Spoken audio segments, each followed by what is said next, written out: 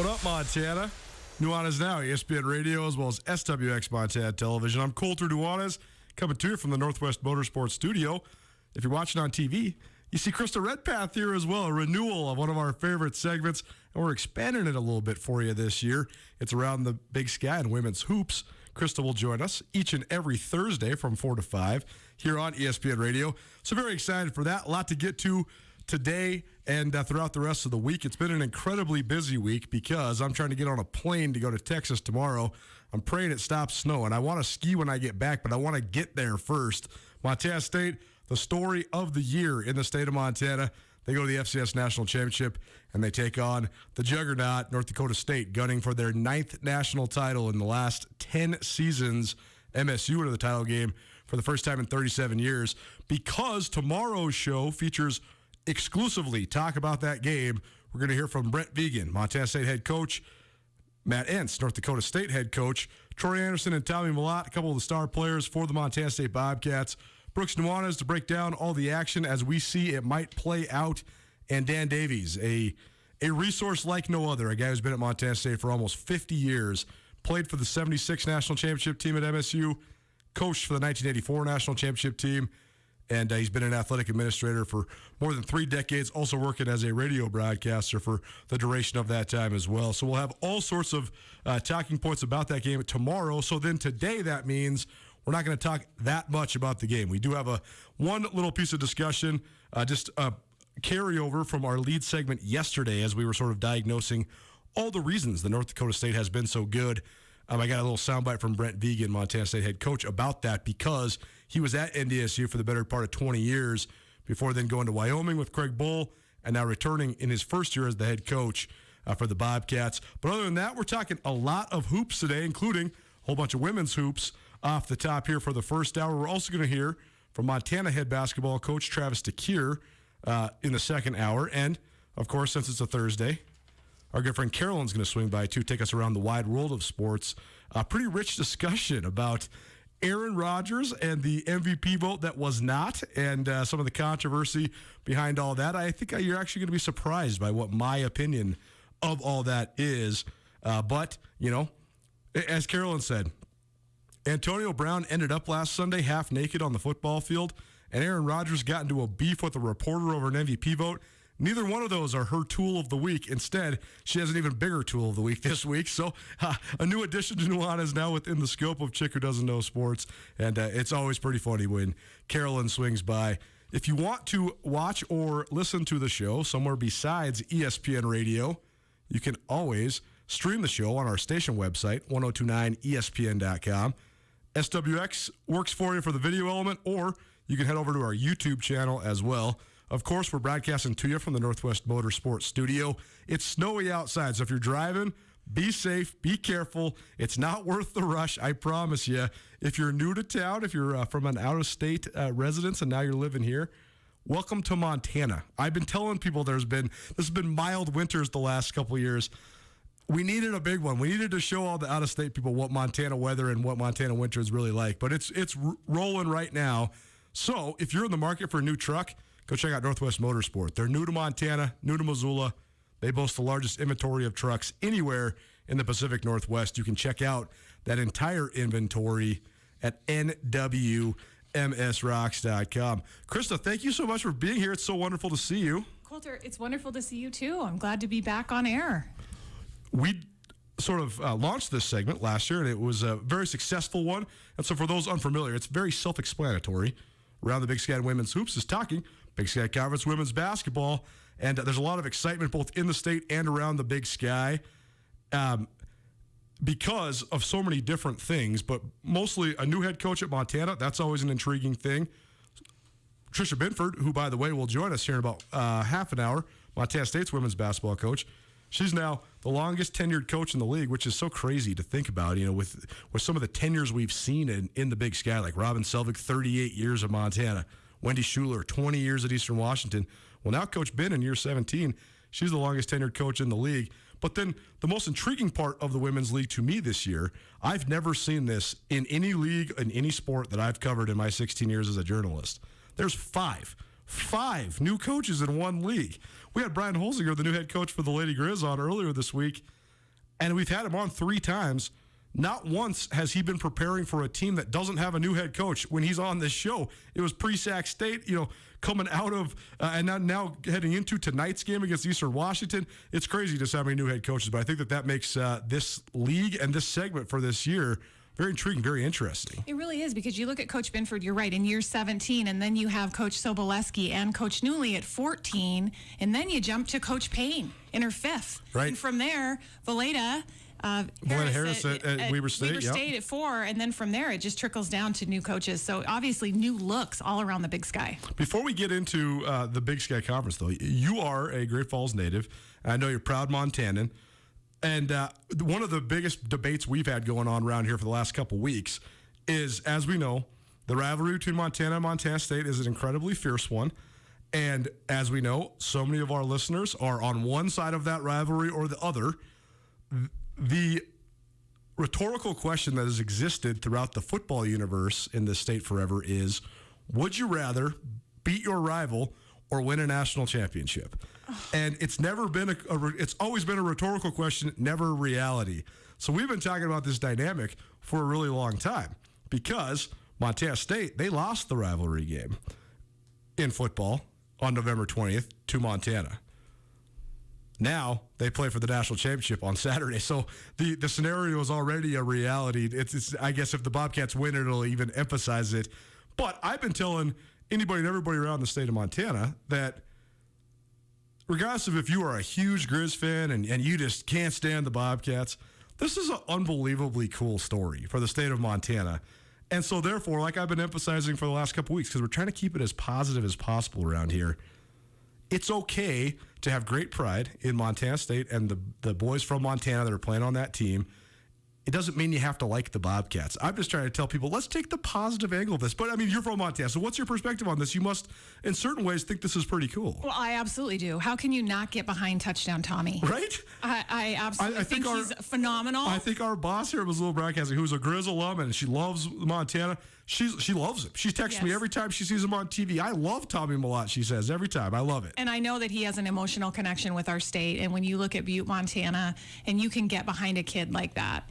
And first of all, going back to the season, I would argue that Montana State losing to the Grizz set them up for where they're at now. It was probably the most pivotal part of their season, Coulter. And I think that it really spearheaded their run. That's just my opinion. It is. I'll leave the football experts, all of you, to give me the commentary. But I do think that looking back there, I mean, I think obviously you love to win the rivalry game, but a national championship. So your rhetorical question, I had to bring it up. The other thing I always have said to the Grizz supporters for the last couple of weeks as well is that even if you are a little salty about Montana State being there, I also think it's a good thing for the Grizz, because at first it's good for the Big Sky Conference. It's also revelatory for how close Montana is too. I mean, if you can lay it on a team that is playing for the national championship, you're right there too. And I've said all along this entire season, I thought 2 of the 5 best teams in the country were right here in the state of Montana, and that played out with the way that the seasons went and the way that the playoffs went as well. So it's very cool, very fun for the state of Montana as a whole. And, just all of the different elements, from the fact that the star player for the Bobcats is from Dillon, Montana, and the quarterback is this fresh-faced kid from Butte. I mean, it just goes on and on and on. But it is something that we all should be proud of. You hear about Tommy being mentioned as the next Dave Dickinson in our state. And you look at how much Dave was loved and admired in the state. And I was a freshman when he won the national championship in 1995. So I was a part of that run to watch the Grizz win a national championship, be a part of that. And then also after I graduated, the 2001 team. So I went to school during a real amazing time for Grizzly football. And to see that over at Montana State, you can't help but get excited for them. And you might not be able to say go Cats if you're a former Lady Grizz, but I've been doing this long enough, Coulter, to know that it's really great for the Big Sky Conference. It absolutely is, and it'll have effect on almost every element of this state and the dynamic of higher education in this state. And so it's been a fun couple weeks watching just the runs that these teams have been on and the travel we've been able to embark upon. And now, how fitting, especially for the Montana State faithful, that they get one last shot at North Dakota State. They've eliminated the Bobcats from the playoffs each of the last 2 fall seasons, 2018 and 2019. And now Troy Anderson and company, they got one last chance to slay Goliath, and it's going to be fun to take all the action in less than 48 hours from now in Frisco, Texas. Let's dive into it. It's Around the Big Sky Women's Hoops with Krista Redpath. Krista in studio with me, Colter Nuanez. It's ESPN Radio as well as SWX Montana Television. And this is going to be fun, too. We have all sorts of different businesses and local people in this community that are supporting this segment this year. So each and every week, we're going to have a different presenting sponsor. Today's presenting sponsor for Around the Big Sky in Women's Hoops is Payne West Insurance. This is pretty cool. Last year, Payne West Insurance, they provided over $1 million in donations and sponsorships throughout our Montana communities. The company also believes in volunteering, so they provide each and every one of their full-time workers 30 hours of paid volunteer time. So they can go out in the community and volunteer their time and not have to miss work that day, still get paid by Payne West. So very cool. If you want any and all of your insurance questions answered, no matter what you're in the market for insurance-wise, you can always call the Payne West office here in Missoula or throughout any of the other Payne West offices in the state of Montana, or you can visit www.paynewest.com. Krista, I have intentionally not monitored the non-conference of the Big Sky as much as I usually do because I knew that you would have a beat on it, and also I thought it would make our conversations even more authentic, but dived into it this last couple weeks just because conference is back underway. So before we get into some of the standings and some of the individual performances, is there anything that struck you so far early on in the Big Sky? Any key storylines, or I guess even just dominant dynamics that have existed here through the non-conference and into the first couple games of conference play? Well, I think anytime you have this many new coaches, there's emergence of different players, right, Colter? Because we don't know exactly what these coaches are going to bring to the forefront, and they might actually have good synergy with players that were left over from other coaching staffs that maybe they ignited something that, we're seeing that at Montana. I mean, it's fascinating how that all works, right? I mean, that's one of the key storylines for the Bobcat football team we were just talking about as well. I mean, in certain ways, Brett Vigen's the best thing that ever happened to Montana State. So it is so interesting to me when young people respond so well to sort of a new voice. Right. I think early on, I've been impressed with Northern Arizona. I'm going to give some kudos to Coach Payne. They had a big win against UNLV, which actually 2 years in a row they've beat UNLV. But I really like the way they look, and I watched their game last week at Idaho, Colter, and I was just so impressed. Playing with 7 players due to COVID protocol, which, that's going to get to be a tiring continual conversation that we're going to be having, but it will affect teams this year. But watching Coach Payne's squad and looking at the return of Lauren Orndorff and Nina Radford has just been huge. Lauren Orndorff sat last year, had a lung issue that she said. Sure. It's been out in the open about that, and she's had some medical issues. Nina Radford, knee injury, and those two coming back into the starting lineup with Kyrika Rashid and looking at Reagan Skank, who is the leading assist leader in the Big Sky with 66 right now. Just watching that team dynamic, I think that they're a team that maybe last year at the end of the season, you'd put them in the middle. Sure. But the emergence that I see early on in the Big Sky Conference, they're definitely a player. Well, that's absolutely true. And I thought that I talked to Travis DeCure, and we'll hear from Coach DeCure about 5:30 here on Nuanez now. And we were talking just sort of off the record about last season, and he was like, man, I got to tell you, I've sort of just taken that whole year and a half in my mind and like putting it in a different corner of my brain because it's just everything about it was so strange. We talked on this segment frequently about how NAU coming into last year we thought was going to be a real contender, and they were fine, but there was just something missing. There was like a gusto missing from them.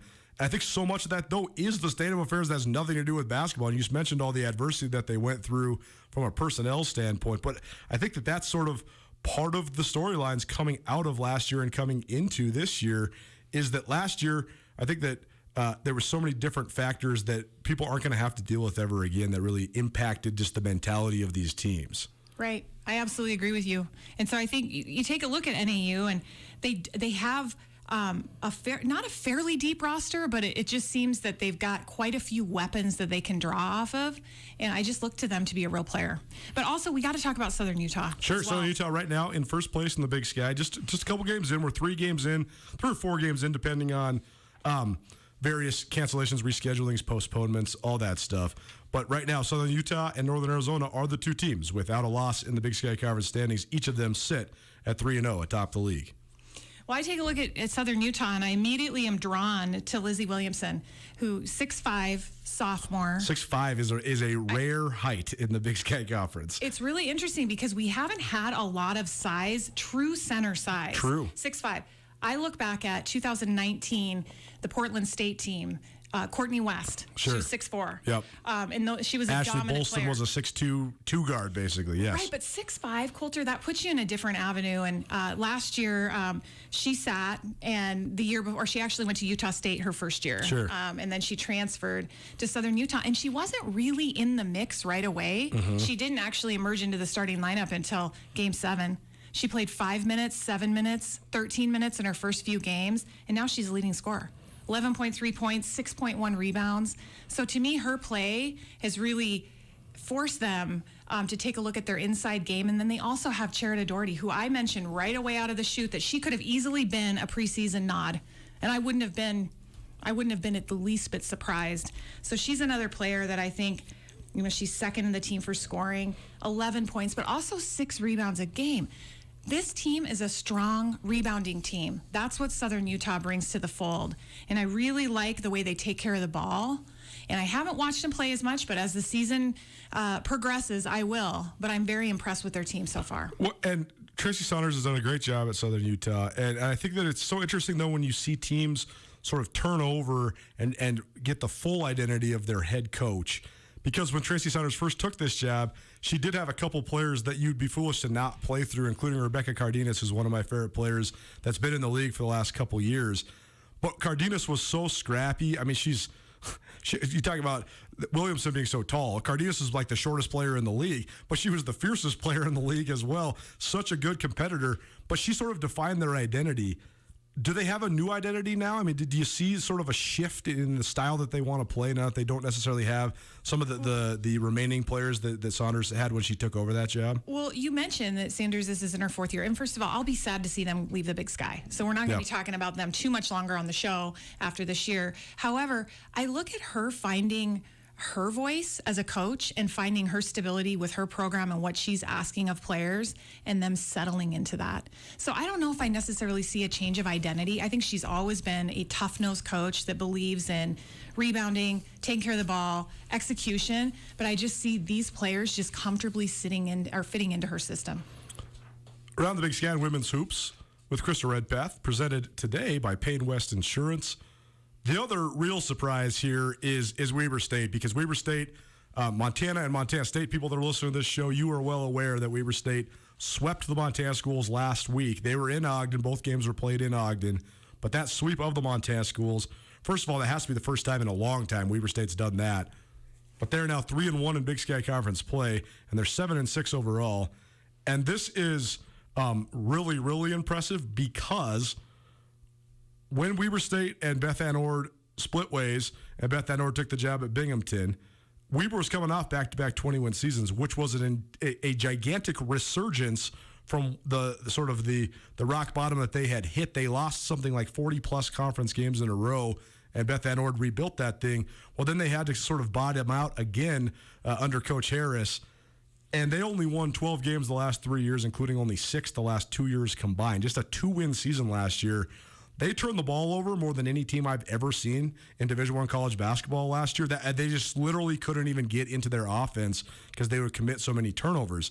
So to have that much growth, I mean, they've already surpassed. This is only the first week of January. They've already surpassed their win total in league play from a year ago. So Vlad Harris is doing a great job. What has she done, though, to sort of turn the corner? How has Weber improved so much?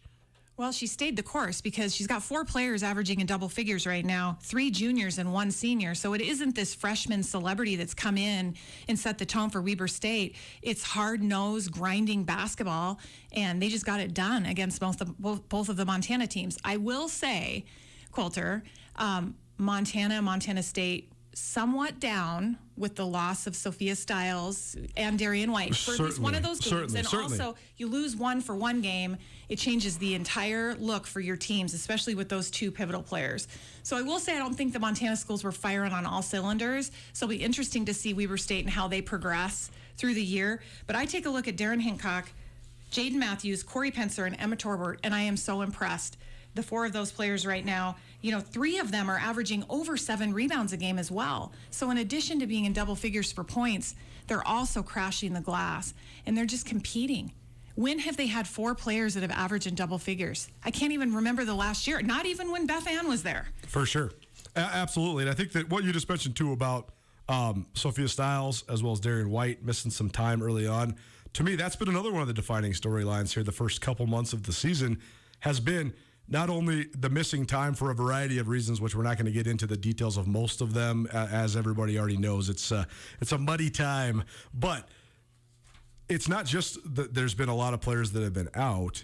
There's been a lot of really good players that have been out. I mean, you could argue that Darian White, Sophia Stiles, Diaba Kanate at Idaho State, Dora Goles at Idaho State. I mean, those are 4 all-league caliber players, 4 of the best players in the league. I know everybody else has had people in and out of the lineup as well. So that's sort of been another defining characteristic. So I do expect once teams start to get more healthy and more fluid and we sort of get into the flow of conference play, I actually think that almost everybody in the league has a chance to make a little bit of a jump because you just have a little bit more continuity moving forward. Right. And you look at Idaho State, you can't not have a conversation about the top of the league without Idaho State being in the mix.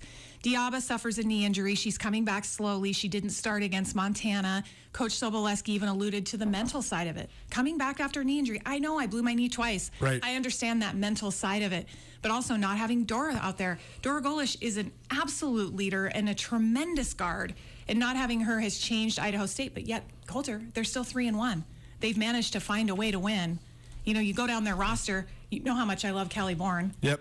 I thought Callie Bourne was a first-team All-League player. I was blown away when Callie Bourne did not get any sort of all Big Sky honors last year. Well, my picks were Beyonce, who I still adore. I actually think she's awesome. I hope that Idaho can figure things out.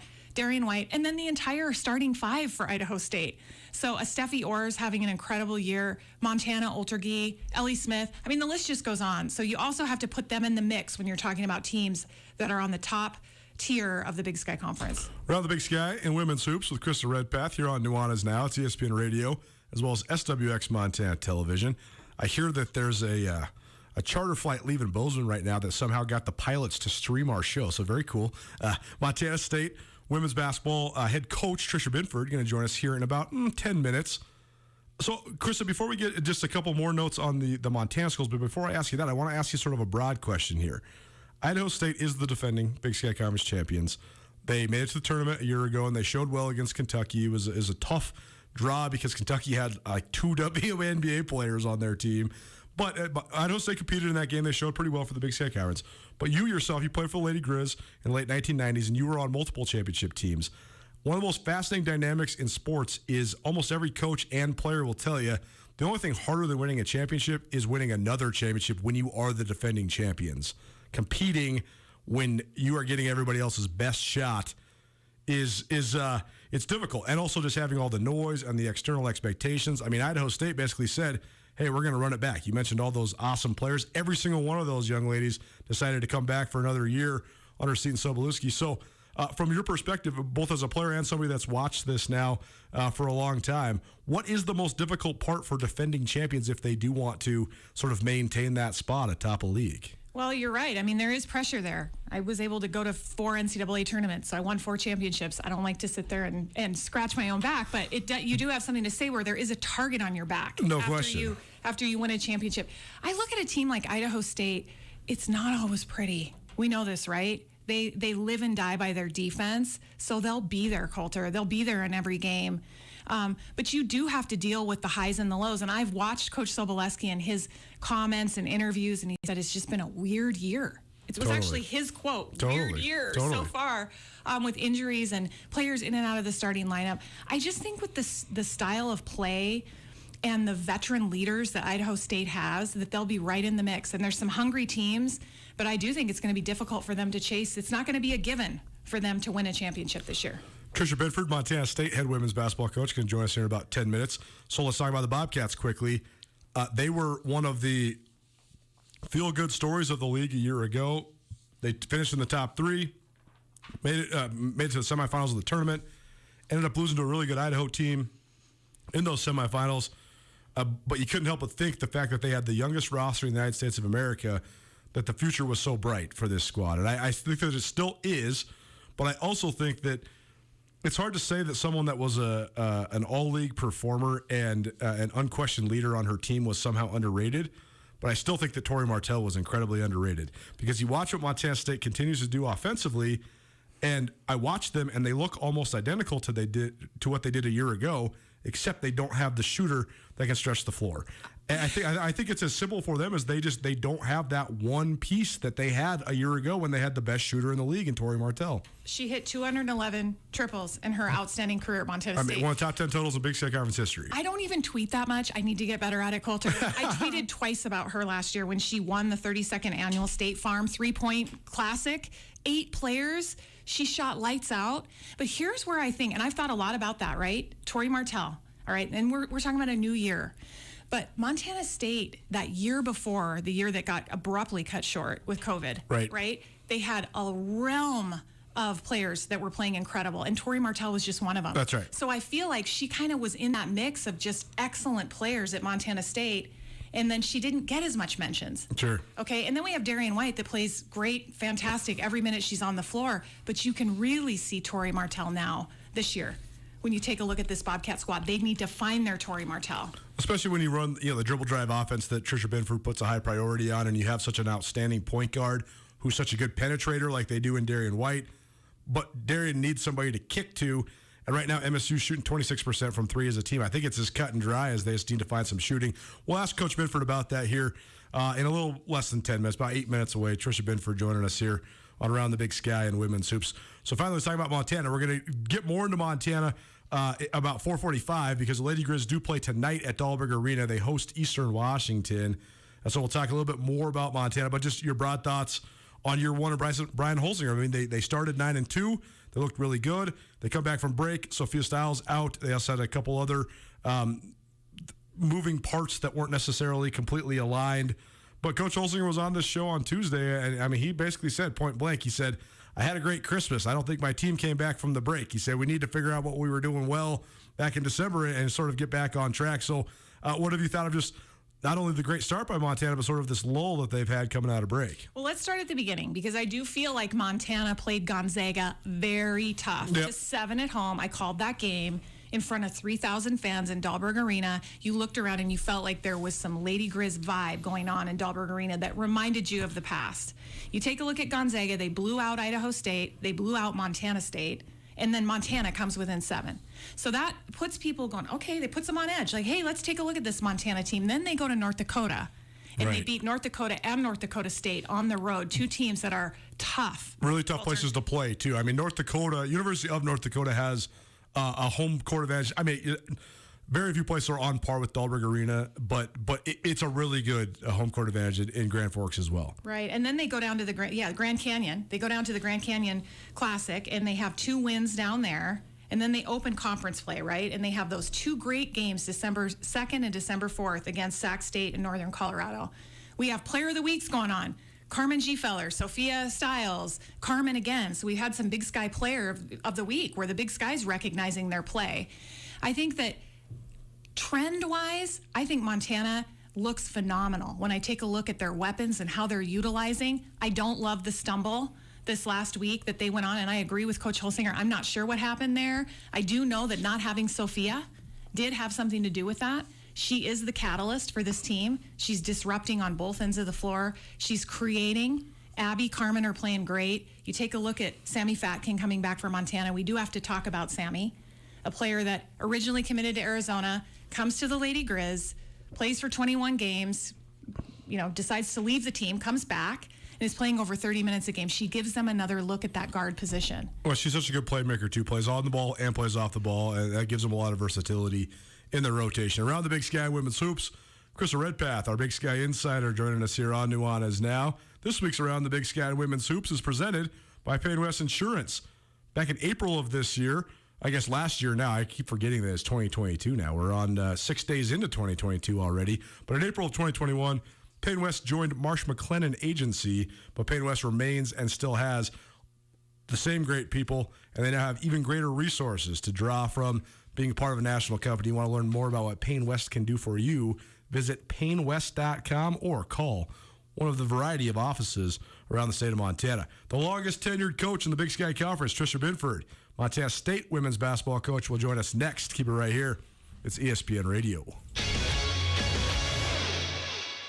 Buying or selling a home can be an intimidating task. Brent Wahlberg and the Wahlberg team of Windermere Real Estate are here to make you feel comfortable no matter where you're at in the process. The official realtors of Grizzly Athletics have more than 4 decades of experience in Western Montana. Brent and his team can not only find you your perfect home or buyer, but they can also teach you about the great city of Missoula and its tradition-laden sports teams. The Wahlberg team works as a family to help fulfill your real estate needs all over Western Montana. If you need help with residential, land, investment, or commercial, give Brent Wahlberg and the Wahlberg team a call today.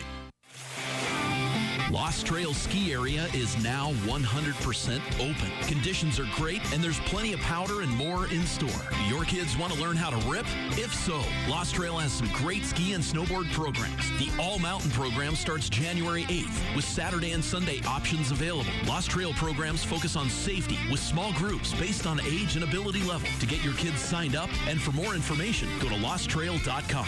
Lost Trail, go for the snow. Like most Montanans, we love a good steak. And because we're the Montana Club, we take the steaks we serve very seriously. We're confident to say that our custom grilled steaks are as good a steak as you're going to get.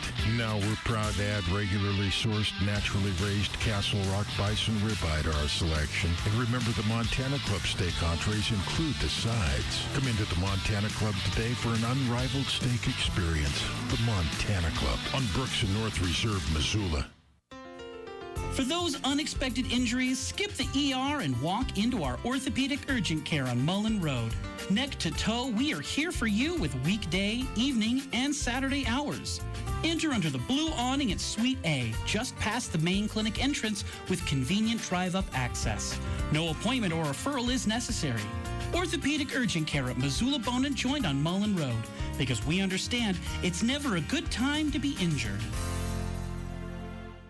Paul Ryan is a name that's been synonymous with law around the Garden City for decades. And Paul is excited to announce the expansion of his firm to Ryan, Holloway, and Miller. Paul Ryan, Nate Holloway, and Angie Miller have a fierce love for their community, and they want to help you with any of your legal needs. From auto accidents to medical malpractice to wrongful death or any criminal defense, Ryan, Holloway, and Miller should be your first call. When it comes to personal injury or criminal defense, call Ryan, Holloway, and Miller today. Ryan, Holloway, and Miller, your Montana attorneys. Every 65 seconds, someone is affected with Alzheimer's or other dementias. Many become isolated at a time when help is most needed. If you or someone you love is affected, help is available, both for people with memory loss and their caregivers. Memory loss can feel frightening, but you are not alone. Call the free 24/7 Alzheimer's Association helpline, 800-272-3900, for guidance and support. Brought to you by the Montana Department of Public Health and Human Services. ESPN Missoula Sports Center. Basketball takes center stage for Montana and Montana State Thursday with the biggest football game, including a Treasure State team in more than a decade, looming this weekend. Hello, I am Colter Nuanez. MSU's football team takes on North Dakota State in the FCS National Championship game Saturday, and Sunday, the Montana State men host rival Montana in hoops in Bozeman. But before that, the Grizz and Bobcats men's basketball teams have road games against other Big Sky Conference rivals. Travis DeCuire's Grizz men's team will look to snap a 4-game losing streak to Eastern Washington in Cheney Thursday. Montana owned the rivalry for a few years, but has struggled against the defending Big Sky Conference champions the last 2 seasons. Tip from Reese Court, 7 p.m. Mountain Standard. The Lady Grizz host Eastern Washington tonight at Dahlberg Arena in a game that also tips at 7 p.m. It's the lone contest of the week for Montana after the Cat Grizz game for the women was called off because of COVID-19 issues within the MSU program. Those issues also means the Bobcat women's game against Idaho was also postponed. The Montana State men travel to Moscow to take on the Idaho Vandals team that has not played since December 18th because of a variety of cancellations. And in the football world, the FCS National Awards will be passed out Friday night. Montana junior linebacker Patrick O'Connell and Montana State senior linebacker Troy Anderson are among the finalists for the Buck Buchanan Award given to the best defensive player in the country. This 102.9 ESPN Missoula Sports Center is brought to you by Aspen Sound.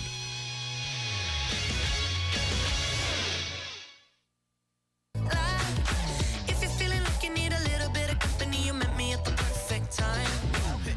You want me, I want you, baby. My sugar boo, I'm levitating. The Milky Way, we're renegading. Yeah, yeah, yeah, yeah, yeah. I got you, moonlight, you're my starlight. I need you. I'm not embarrassed to say I like any kind of music, but I will let you know that Krista picked the music today. She's the guest, so we let her pick. You know, we'll Dua Lipa for you. I have a 12-year-old and a 14-year-old. Hey, it's all good. That's what's playing in our house. Hey, it's like I said, I'm never embarrassed to admit it. This is a good tune. I wouldn't pick it as my own branding, but I did not pick it as my branding. Very catchy. Selection. So. I love it.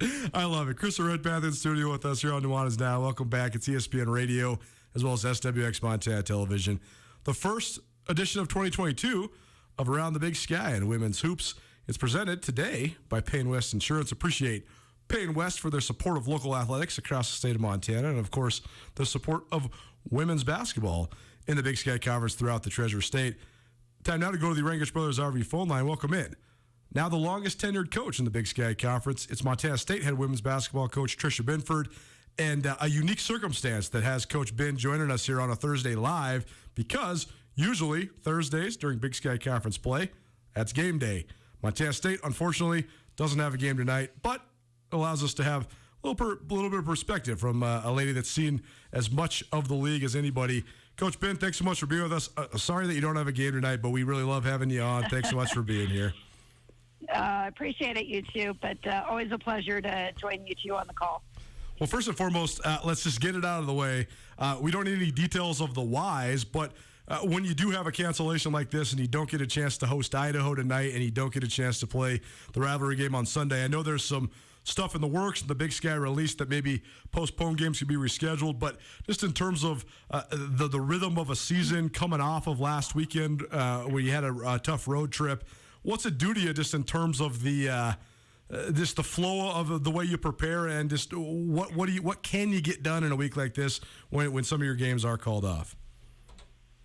Yeah, I think in some ways it feels a little similar to last year, but the promising part is just kind of your protocols back to play. So hoping to get those things going, obviously, so we have a little bit of rhythm as we hit our game next Saturday. So that's when we feel like we're going to be ready to go. But at the same time, you control what you control, and it's just a good example to present to your team. And I feel like they're handling it as best they can.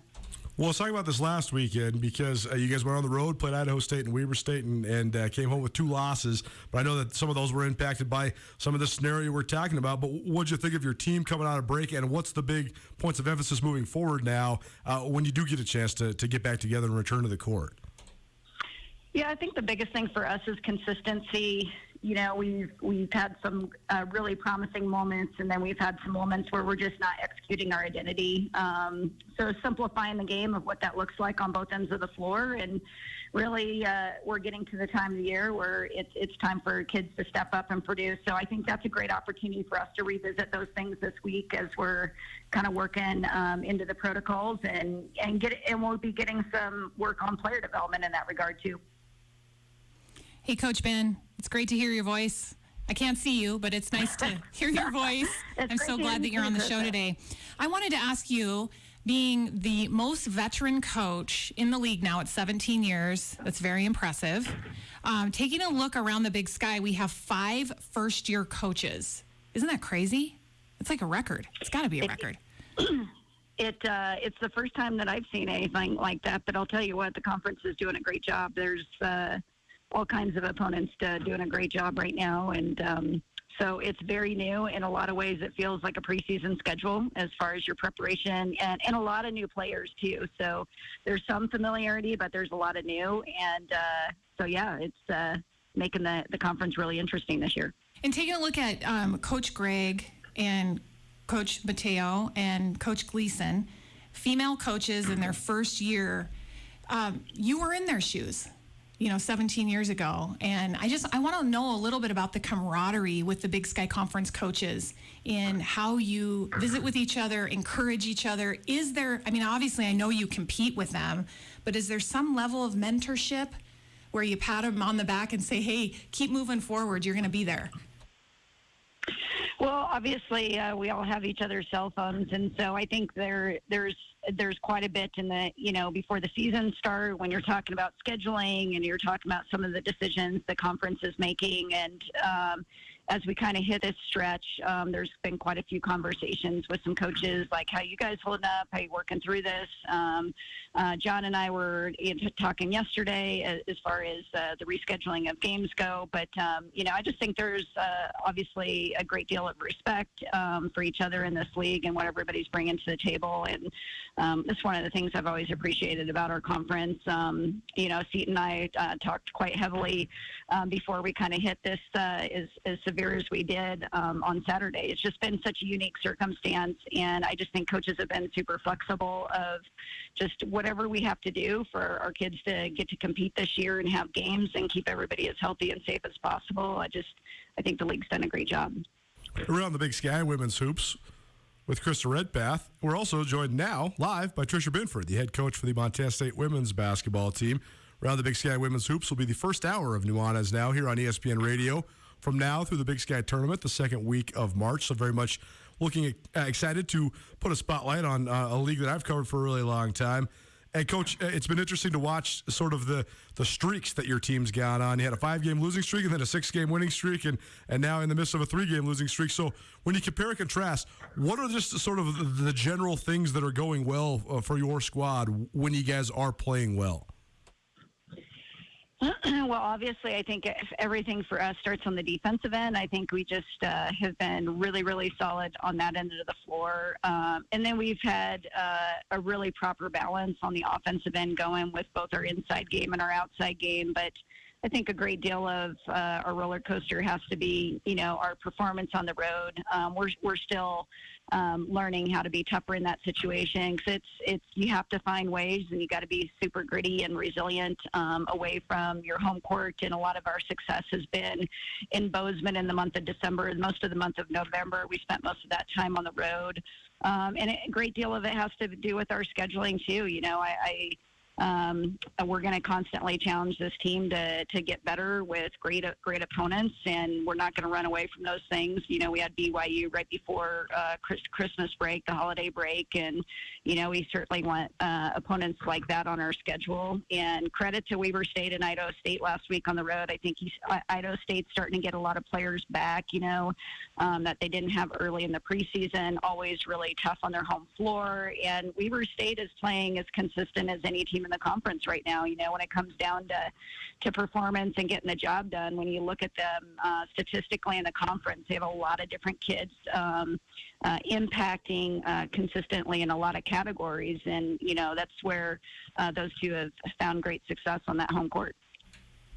Coach Ben, you talk about promising moments for the season. I agree, looking at your team and that strong, focused defensive mindset from the beginning. And what I've seen with your teams is when that happens, then you create the steal, then you create the turnover, and then your team is more in the attack mindset on the offensive end. I mean, you take a look at the sweep against Northern Colorado and Sac State. I was so impressed with the balanced play. And you look at that, Darian White, I mean, anything she does on the court, she impacts. I mean, averaging 16 points a game, over 5 rebounds, almost 3 steals, and 4.5 assists. There's not one stat line that she doesn't affect. But in those games, you had Lamardo that had 15, Beatty had 11. You take a look at some of those players that have stepped in. Cola had 13 points in the Sac State game. Those were great moments for Montana State with that balance. Absolutely. And you hit on 2 sophomores that I think are really special, talented players in our program. And, we're going to continue to invest in both Caitlin and Leah. I think they're a big piece of who we are and what we do. For them to get that step. But we've also, we'll be bringing back here shortly Maddie Jackson into the lineup, who those two have been having to play some long minute stretches that, when we can keep kids a little bit fresher on the court with a rotation, a little bit deeper bench, I think that's also going to hopefully contribute to, that intensity level maintaining throughout the course of the game. I feel like our third quarters have kind of come to get us being a little bit more lethargic in that third quarter. But Cola is somebody I feel has really stepped into her own kind of as the preseason's gone, and somebody that we have to have on the floor. She's been very dominant inside, but she's also somebody that's been stretching the floor for us. So really proud of what she's bringing to the table, but we certainly would love to see 2 more post players in that mix and that consistency grow throughout the course of our lineup. I think that's really when you start getting those things rolling. And I think our team knows we certainly have not hit our stride yet. And if we can hit at the right time, it could be exciting. And I think really in the course of this conference, I think that's how every coach feels right now, that they want to be hitting their stride as we hit the end of February. Tricia Binford joining us here on Around the Big Sky and Women's Hoops. Krista Redpath co-hosting with me, Colter Nuanez. Coach Binford, the head coach for the Montana State women's basketball team. And Coach, we'll get you out of here on this. The dynamic of your roster last year, where you had the one senior in Tori Martell and then as many freshmen as anybody in the country, was a fascinating one to watch. But now most of that group is largely back intact. So what sort of growth have you seen, but also what sort of growth do you still need to see? And how do you sort of find the flow that you want to have amongst this squad moving forward as you enter now the heart of the Big Sky Conference schedule? Yeah, I think culture, the biggest thing once again for us is just making sure that the defense is solid to begin with. And, you know, Tori was somebody for us that did everything right. She was just such a focused player. That was such a great example. And so we're trying to get to that level where, you know, those seniors and juniors just they just have a rhythm about the execution level, and just trying to get those kids to take that step and get mistakes off film. So with that regard, I just think this class could even take a bigger jump on the defensive end. I feel like the last week we did some things getting back in the steal category, which was missing a little bit early in the season, and that's where we got some things in transition. So the next piece is for us to start getting some of those conversions and getting our deeper bench back. I think will help us play. Like I said, we've been playing some kids probably over the minute load that we traditionally run, and when we start getting going on the offensive end off of that defense, it's those fresh legs and those kids that are getting out and running. So I think that's the next step for us on the offensive end to kind of catapult off that D. Tricia Binford, Montana State head women's basketball coach, joining us on Around the Big Sky in Women's Hoops here on ESPN Radio. It's Nuanez Now. Coach Ben, thanks so much for being with us today, and we'll catch up with you throughout the season, but thanks for taking a minute for us. That sounds great, you two. Appreciate the call, and great to hear you. There you go, Tricia Binford. Around the Big Sky Women's Hoops with Krista Redpath is presented by Payne West Insurance. Payne West Insurance, they love to focus on the 3 C's, clients, colleagues, and communities. Their chairman, Terry Payne, founded Payne West Insurance on the principle that if you take care of those 3 things, everything else will take care of itself. For more information on how Payne West can help you with all your insurance needs, visit PayneWest.com. Crazy to say, but there is one game in the Big Sky Conference tonight because of a variety of postponements, and it happens to be right here in Missoula. Eastern Washington takes on the Montana Lady Grizz at Dahlberg Arena. What do we expect from the game tonight, and how do the Lady Grizz get off the schneid after dropping 2 straight on the road last weekend? More on that. Keep it right here. Nuanez Now, ESPN Radio. Sometimes it's stressful juggling all your responsibilities on the weekends. You know you need to do your chores. You know you want to spend time with your family, but really, you just want to watch football all day. Paradise Falls is the perfect option for a family-friendly place to hang out and still have a chance to catch all the games. Open 7 a.m. till midnight and offering breakfast, lunch, and dinner. Paradise Falls has 30 big screen TVs, ESPN 3 capabilities, and much, much more. Swing on by Paradise Falls on Brook Street anytime you're in the mood for some food or some football. Paradise Falls, 3621 Brook Street, Missoula's coolest hotspot.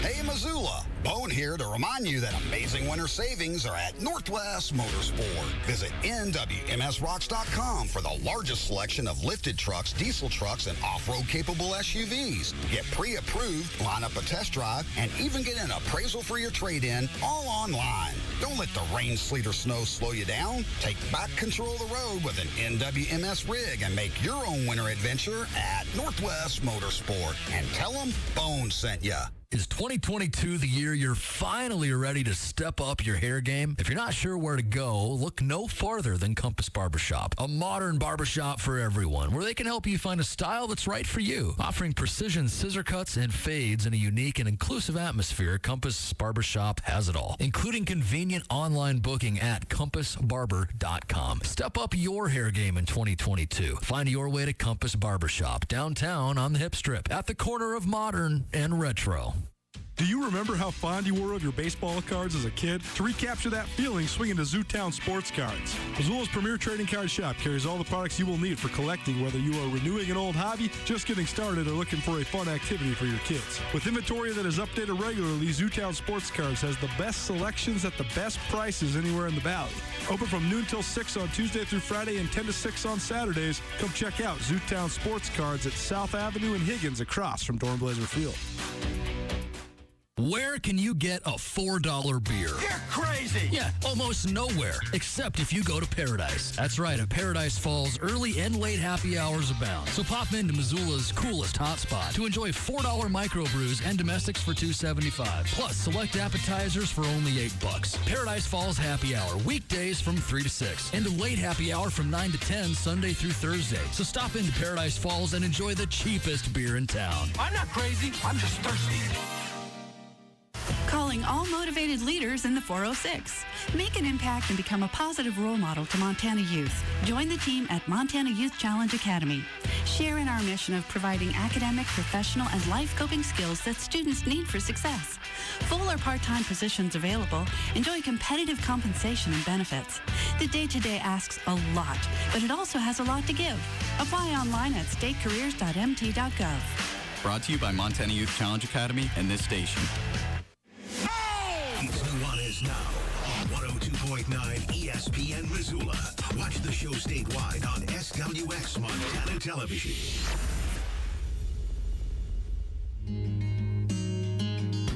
Fading out again, I feel the chemicals burn in my bloodstream. So tell me when it kicks in.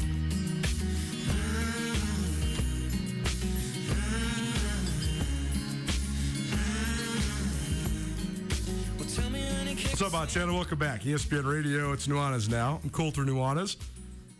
Continuing around the Big Sky and women's hoops, our first of 2022. Krista Redpath, our Big Sky Conference insider, back for season number 2 with us here on ESPN Radio. Very happy to have her in the fold, and very happy to be listening to a little Ed Sheeran. This song reminds me of my sister-in-law. Very good tune, very good album.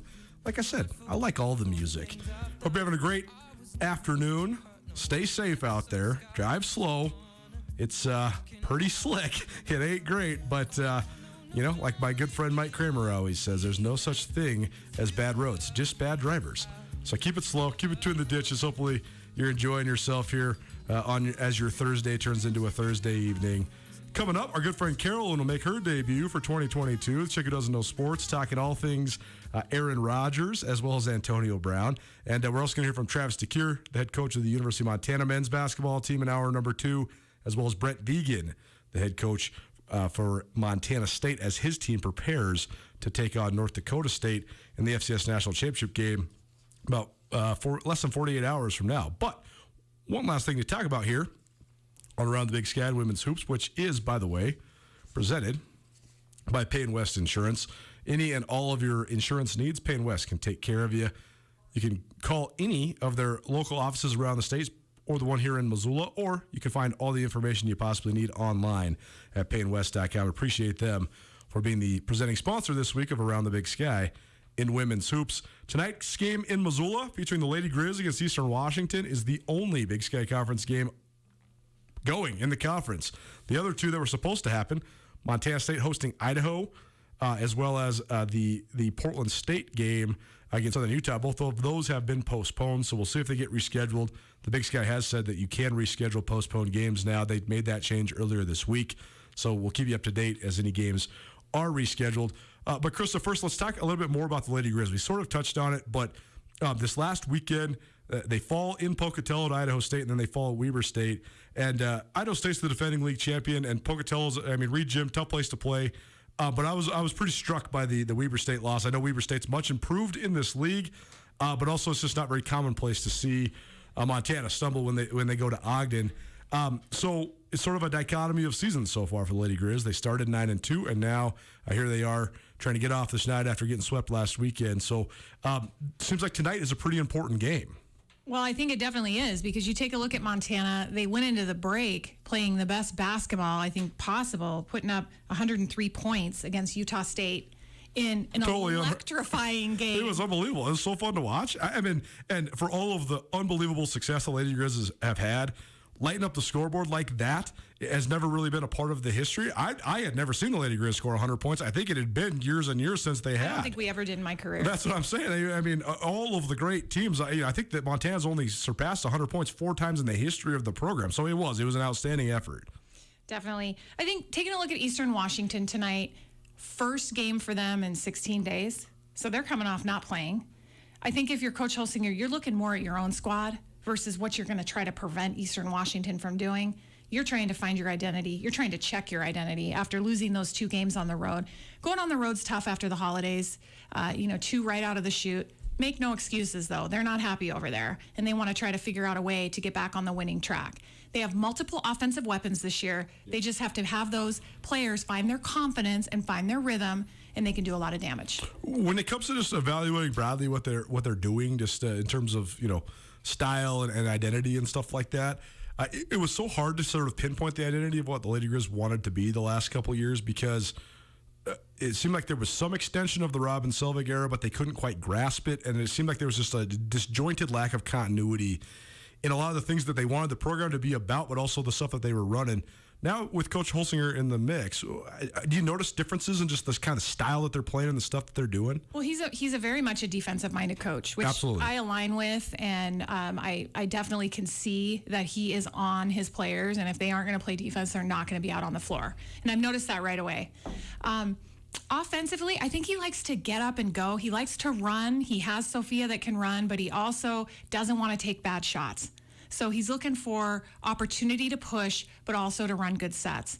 So I see just multiple weapons that are, just slightly different this year. You look at a Haley Heward that's come on. She's now stepped into the starting lineup. You have Danny Barsh that's coming off the bench, who I think is thrilling out of Helena, and I see so much potential in her. And she's also hilarious. She joined us on this show last summer, and she was just making fun of all of her coach. I mean, she's a comedian. It was great to have her on the show. She is. One of her early interviews, she mentioned that she was coming to Montana for accounting, and then she was going to maybe, play basketball. But it was almost like she was going to play basketball on the side. Sure. But now that I know her, I can see that. I can see her personality coming through, and she's obviously a very, studious student, I should say. But she is going to be thrilling, and I look at her really affecting this Lady Grizz team with that youth coming in and just doing some great things off the bench.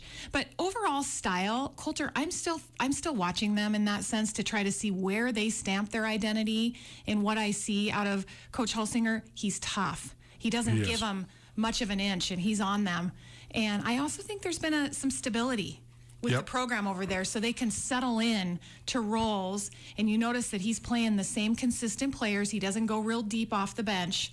He's playing the same 7 or 8 every game, and he's playing them lots of minutes.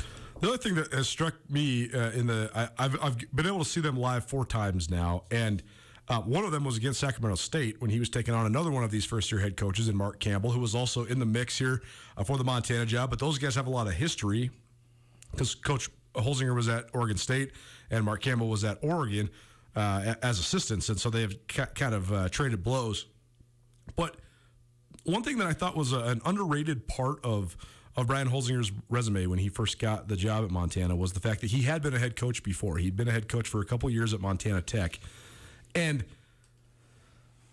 everybody that's going to be in the mix for a Division I head coaching job, particularly one as prominent and prestigious as one like Montana, they know a ton about basketball. And they also probably have a plan on what they want to be the identity of the team and what they want to run and all that stuff. But the little things like just coaching in the scope of a game, knowing when to use your timeouts, knowing when to make substitutions, managing your rotations. I think that's way harder to learn for first-time head coaches than people give it credit for. And I think that a lot of times you do have a lot of struggle in doing it. That's the biggest compliment early on I could give to Coach Holsinger, is that when it comes to those things, the logistical parts of basketball, he is in no way looks like a first-year head coach. He has very good command of what he's doing. He's very good in terms of getting in and out of timeouts.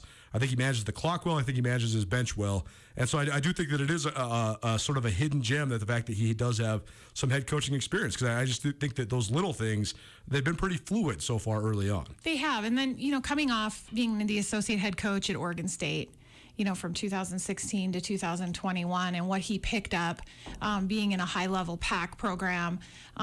Brian is a student of the game as well. He's very interested in learning, and he still studies the game. And that's something that I was really drawn to him from the very beginning. And he's so charismatic. Can't you agree with that, Coulter? Oh, we love talking to him. Just visit with him and, just talk about just about anything with him. And he's very personable. Is definitely, and so much of Montana is understanding that everybody around is your neighbor. I mean, it's like Troy Anderson said, and when I interviewed him earlier this week, he's like, it's the third biggest state in the union, and it's like the biggest small town in America, because everybody in Montana just knows each other, and you're always gonna have to talk to people, and I think that's why he fits in around here. Eastern Washington against Montana, Dahlberg Arena tonight. The Lady Grizz looking to snap a 2-game losing streak after faltering on the road last week. Eastern Washington comes into the game with a 2-8 record. They've only played one conference game so far, and that was early on. A long time ago, they played at Southern Utah on December 2nd, lost that game 60-46, and they haven't played at all since the 21st of last month when they played Gonzaga, and they lost that game 76-48, so that's a common opponent as well. But a new look at Eastern Washington, a new coach with Wendy Schuler not being renewed following last year, and I believe 8 or even 9 players from their roster last year transferring out. So last question for you then, Krista. What do we expect tonight out of Eastern Washington? What's sort of the scout on the Lady Grizz opponent tonight in Missoula? Well, I think Aaliyah Alexander is a big X factor for them. She still has a knee injury last year. Is she going to come back this next year? She would be a leader for them to come back on the court. We know her successes from last year. Lots of new faces for Eastern Washington. So it's hard to find, who's going to step up at various times. And you take a look at Jody Gleason, 5 years as the associate head coach at Seattle U, 12 years as a head coach at Humboldt State. So she brings a lot of knowledge of the region, and she knows these players because she's recruited some of them that are on her team now that were even committed to Eastern. So 9 freshmen. I think you're going to see some ups and downs. You're going to see some major offensive lulls and some defensive stumbles.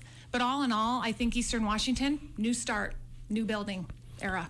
And it's not an ideal situation. In fact, it's terrible for the players involved. The rivalry game on Sunday was postponed, and hopefully they can reschedule that, because I would love to see Montana State in women's basketball twice this year, not just once.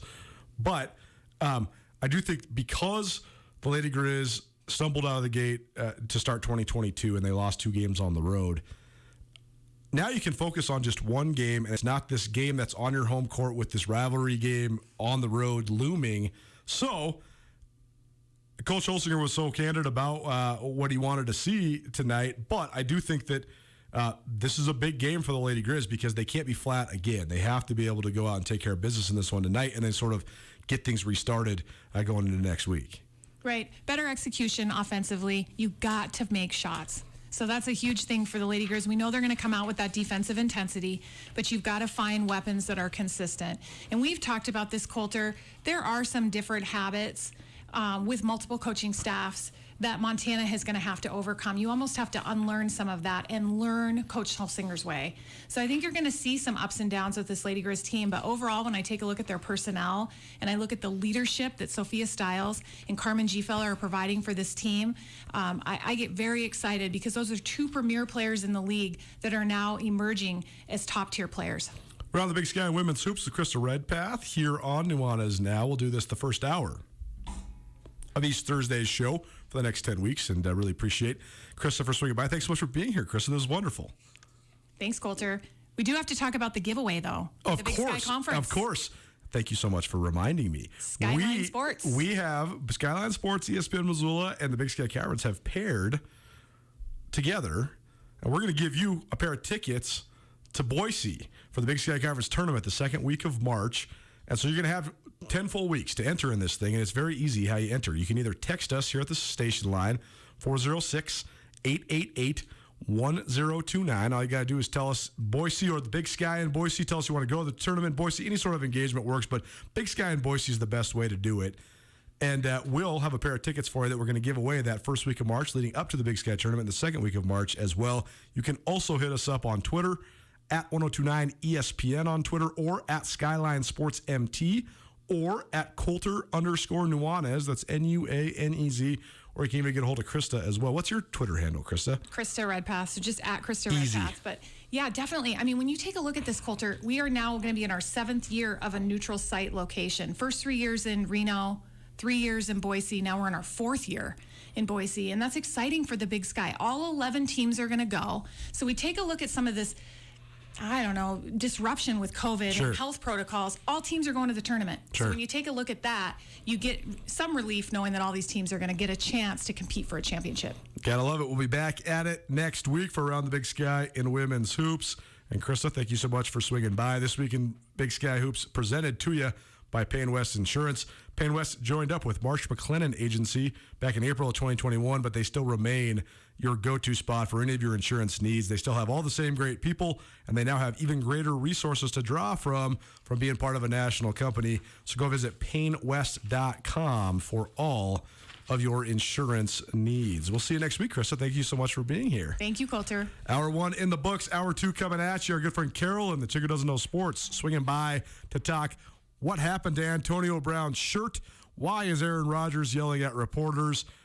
And neither one of those guys, Carolyn's Tool of the Week. Keep it right here, ESPN Radio. ESPN Radio for Western Montana, KKVU HD3 Stevensville, and 102.9 FM on K275BS Missoula. Hi there, it's Les Schwab Tires, introducing the new Backcountry AT2 for a quieter ride with improved performance in wet conditions. Because when it comes to keeping your family safe on the road this winter, the right tires help you feel prepared for anything. Mom? Hey, Mom! Well, almost anything. Plus, save up to $130 when you buy Quatrac tires with financing. Les Schwab Tires. Limited time offer. Terms and conditions apply. See leschwab.com/sale for details. The world of real estate is always evolving. That's more true now than ever. If you are a longtime Missoulian that is looking to upgrade or downsize, it might be the best time yet to sell. If you're in the position to buy something new, today might be the best time to buy. And no matter what questions you have when it comes to residential or commercial real estate, Mike Nugent and the professionals at Berkshire Hathaway in Missoula have your answers. To find out what Mike can do for you, give him a call today, 531-1802. And remember, every question is good to ask.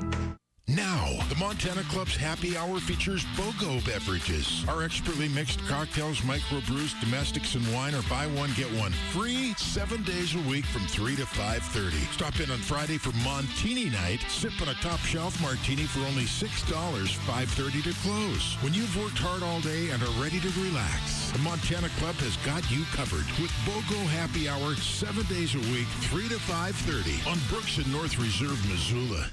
Paul Ryan is a name that's been synonymous with law around the Garden City for decades. And Paul is excited to announce the expansion of his firm to Ryan, Holloway, and Miller. Paul Ryan, Nate Holloway, and Angie Miller have a fierce love for their community, and they want to help you with any of your legal needs. From auto accidents to medical malpractice to wrongful death or any criminal defense, Ryan, Holloway, and Miller should be your first call. When it comes to personal injury or criminal defense, call Ryan, Holloway, and Miller today. Ryan, Holloway, and Miller, your Montana attorneys. When I first got here, I was struggling. No money, sleeping on a friend's living room floor. I know what it's like to need a hand. Diana Johnson, Energy Share Coordinator. Now that I work with Energy Share, I get to help people pay their winter heating bills. I don't care if you're a veteran, a senior citizen, have a family, or are single. Energy Share is here to help. If you need help with your home energy bills, go to EnergyShareMT.com. Brought to you by Energy Share and this station. Join in on a great cause this first Friday at Monk's with local bands New Old Future and the Pettifoggers. Friday, January 7th, $8 cover in support of fundraising for the Jasmine Venetia String Instrument Library for Potomac School. Enjoy great music and fun raffle prizes as the Stringed Instrument Library fundraises for 10 3/4 size guitars and 10 ukuleles with accessories. Instrument donations very much appreciated. It's a first Friday benefit show at Monk's for the Jasmine Venetia String Instrument Library.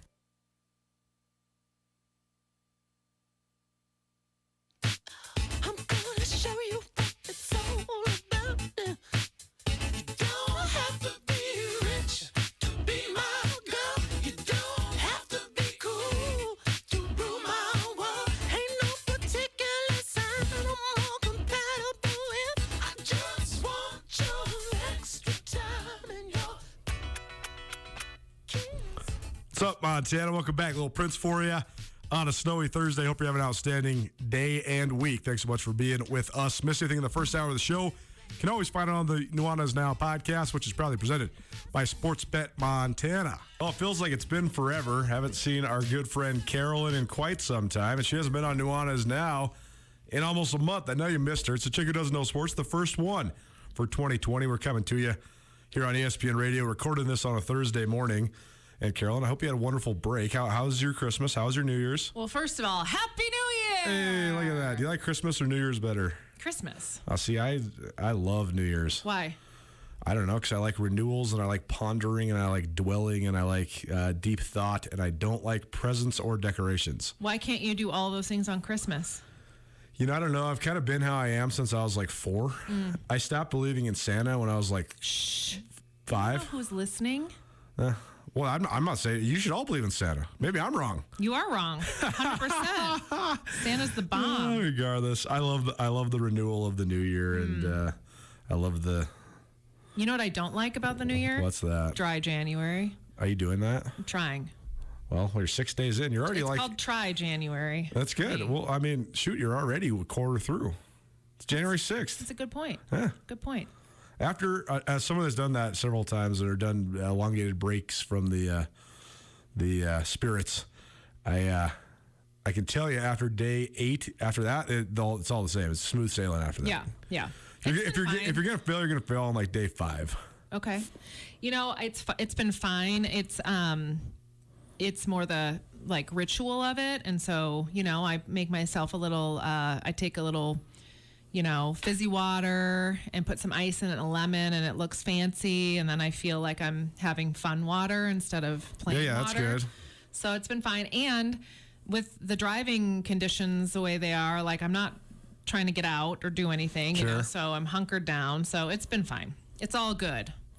Well, I thought of this segment during my Christmas break because probably the 4 most impactful and thought-provoking things I did were watching documentaries, 4 different documentaries that were all incredibly interesting. I watched a documentary on DMX and the demise, the one on HBO, the demise of his life. I also watched the HBO Music Box on Kenny G, perhaps the most fascinating. Did you see the Woodstock one? I have not. Oh. No, I still have Woodstock and Alanis Morissette and Juice WRLD to the Woodstock one is mind blowing because I remember. I was living in LA at the time, so there was no way I was going to go. And I'm not a festival person anyway, so I wouldn't have gone. But it is wild to see everything that went wrong there. Yeah. And this is Woodstock 99, right? Yeah. Yeah. It was awful. And it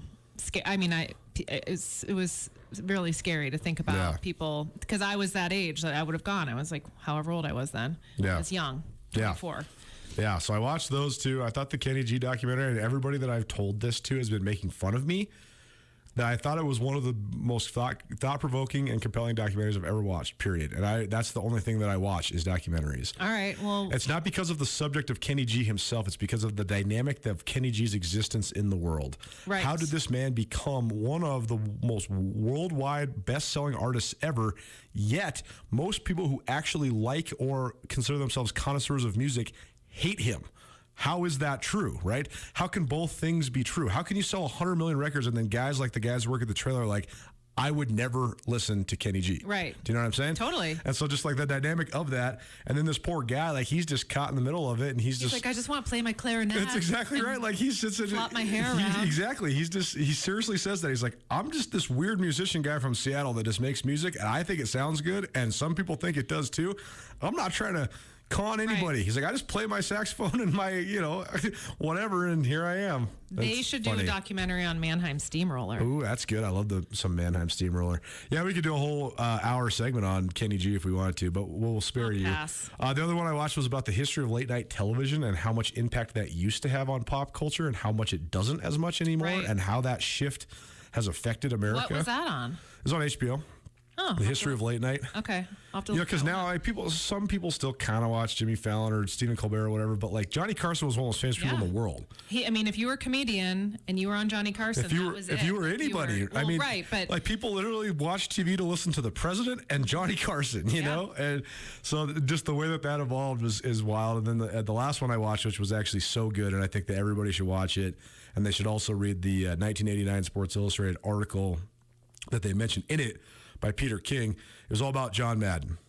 Oh, yeah. And just who John Madden was and how he simplified football for everybody, brought to the masses.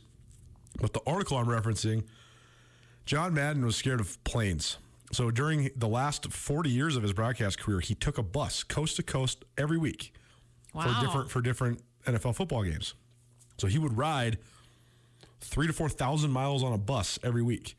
And they say it takes about 72 to 90 hours to get across the country on a bus. And so Peter King went with him one time and just chronicled this whole thing. But I think even though it was more than 30 years ago, it's such a great perspective, because basically like the thesis of this article is that if you live in the big city and you live in the big media markets and you listen to all the noise around you, you're going to be convinced that the world is ending and that people are terrible and that everything sucks. And that's, I think, certainly true now, some 30 years later. But if you just ride a bus across the country and you just stop to smell the flowers and you stop in the small towns and you talk to the people, most people are nice and the world is pretty sweet. Maybe you should take a bus across the country. I thought it was awesome because I thought to myself, I think so negatively sometimes, or so like doomsday about the state of affairs in the world. And part of that is just because I do work in the news business. So I'm inundated by all the bad news. But then I was reminded, like, I can go anywhere in Montana. It's great. You wonder why I watch Real Housewives? Right, sure. It's disconnect. To escape from all of the real world. Totally. And like my brother said when he watched that John Madden thing, like what John Madden did better than anybody was he just wanted to be happy. He's not trying to do anything weird or anything. He just wanted, like he takes naps during the middle of the day because it makes him happy. Sounds great. He just eats wherever he wants, and he's kind of heavy. He doesn't care. He's just like, live till he's 86, and who cares, Eat hot wings. He was beloved. He was... Oh, absolutely. Everybody loved him. He was like the Betty White of football. He was. R.I.P. Betty White. R.I.P. Betty White. Yeah. All right. Chicken Doesn't Know Sports. First one of 2022. Our good friend Carolyn in studio. It's presented by the AC Hotel. Stay tuned. We got a little voucher for you to the AC Hotel here coming up in just a quick minute. But we've been doing almost exclusively either lead-up coverage to Montana State's national championship football game against North Dakota State on Saturday, or Big Sky Hoops, a variety of Big Sky Hoops, whether it was men or women's. But I'm sure we're going to talk about none of that today, so what do you got? Well, Monday morning I came into work and I was fired up about Antonio Brown. And I was like, oh, buddy, this guy is so entitled. I already dislike him for the charges that were, brought against him. I don't like his attitude. And then his little stunt he pulled on Sunday night just put me over the edge. He was going to be my tool of the week. I have a different tool of the week we'll get to later. However, this morning I woke up to news. Don't you think that, to me, Antonio Brown, though, it's not annoying anymore because it's just sad. Like, I've never seen a display like he displayed. I don't disagree, but do you know the story? Have you heard? Well, I've heard his allegations now that he has had a broken foot, and the Tampa Bay Buccaneers have been making him play through it and not diagnosing it correctly. Yes, and they also gave him a powerful and sometimes dangerous painkiller. He has. Well, that guy. I don't want to speak out of turn here, but that guy doesn't need any drugs. I tell you that. Okay. My point is that he has the receipts, as the kids say, on his Instagram that show texts between him and the coach and physical therapists and things like that. And basically, he's alleging that the coach of the Buccaneers, Bruce Arians, has forced him to take these drugs, play through a really bad broken ankle. And he said at the game, I guess, he told the coach, like, I can't play. And the coach cut him right then and there. So he didn't quit on the field. He didn't. The coach allegedly said, you're out of here. You're done. And then he did his little whatever his thing was. His whole statements on his Instagram, so you can go check that out. But he also shows some text back and forth about going to see a doctor and then going to a different doctor, and then he had planned to have surgery and then they said no, and all of these things. I don't know, but it just makes you wonder. So the loophole here, though, is Antonio Brown's trying to get sympathy and or some sort of recourse for this alleged misdiagnosis and or mistreatment of an employee, right? Right. And he's also trying to say, I did not quit. I was fired. Right. While that has some amount of validity to it, the fact of the matter in the NFL is that there is no such thing as employee welfare when it comes to your health. And if and when you get hurt, the team absolutely is justified in cutting you. That's just the standard that's been established in the NFL. So if Antonio Brown really was hurt and they were trying to make him play through it and then he refused to play through it and they cut him, that's not uncommon. That happens every single week. In the middle of a game?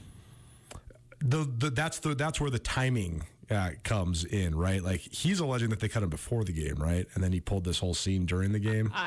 From what I understood and read, but I did not have my readers on this morning because it's very small font. Okay. That he was saying in the game, he said, I can't play. And then the coach said, then you're out of here. And then he did his little shirty, strip tease. Yeah. So.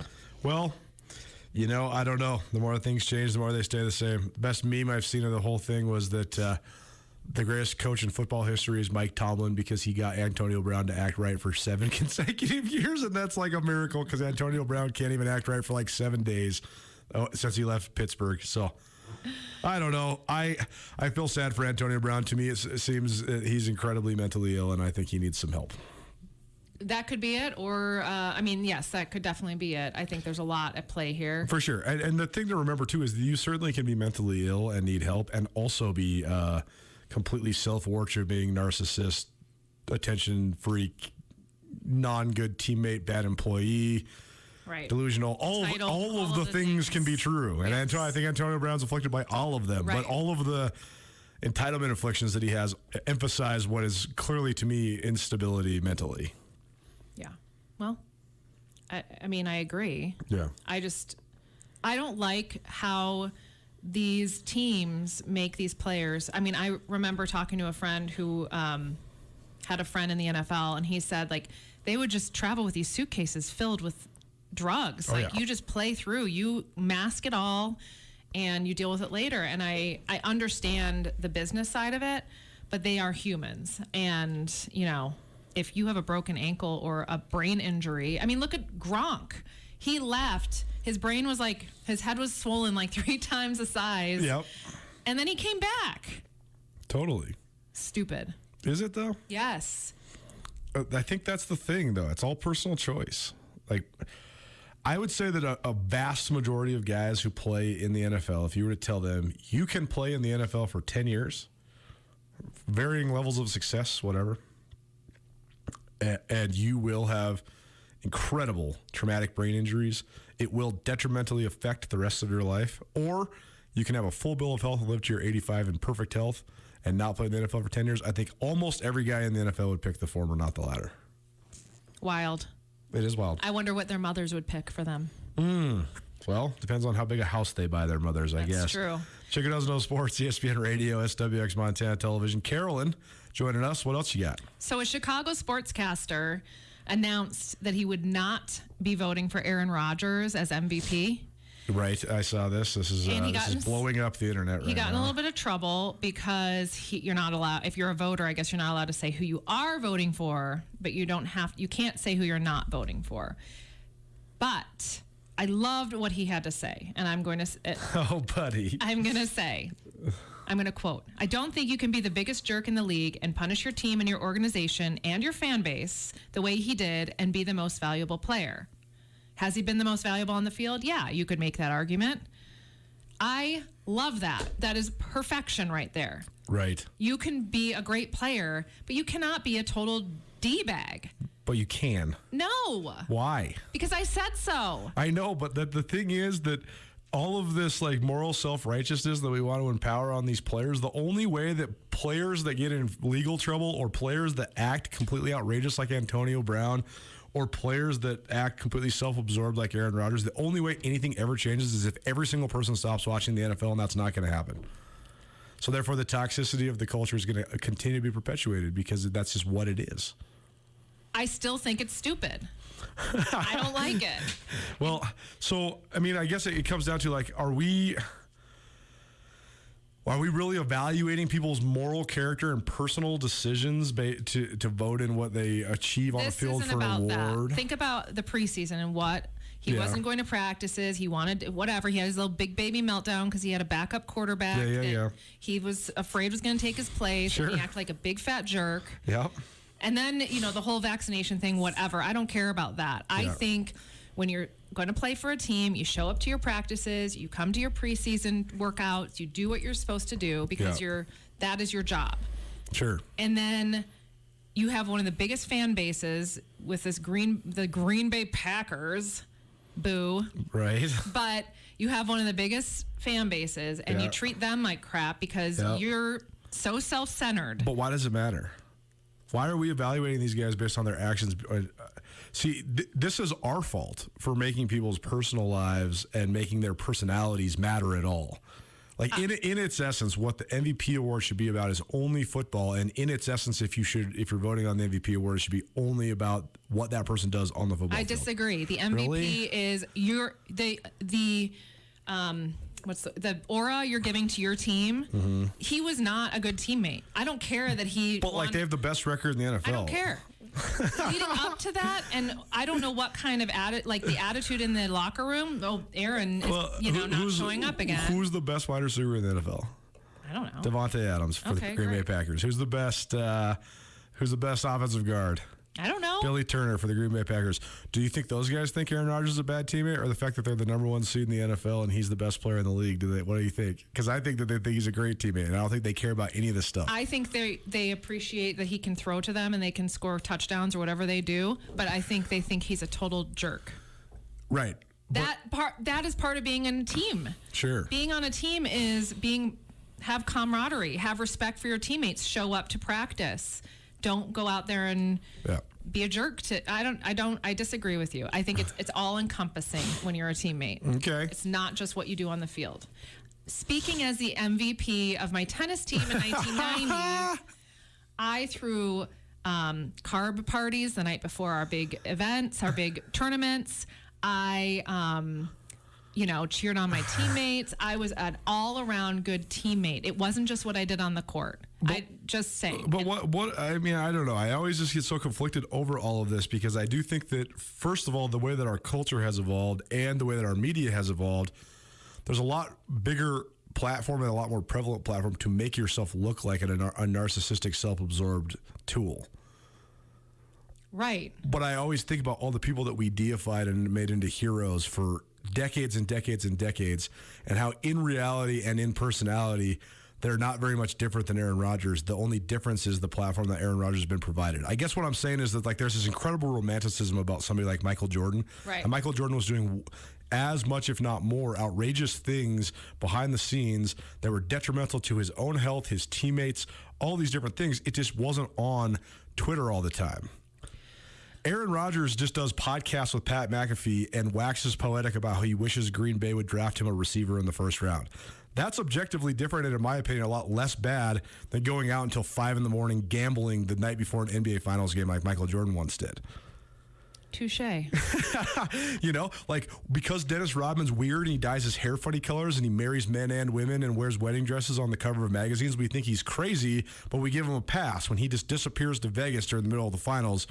Aaron Rodgers sits there and talks in his Cal Berkeley super intellectual way, and he seems so snarky and self-absorbed, and he is.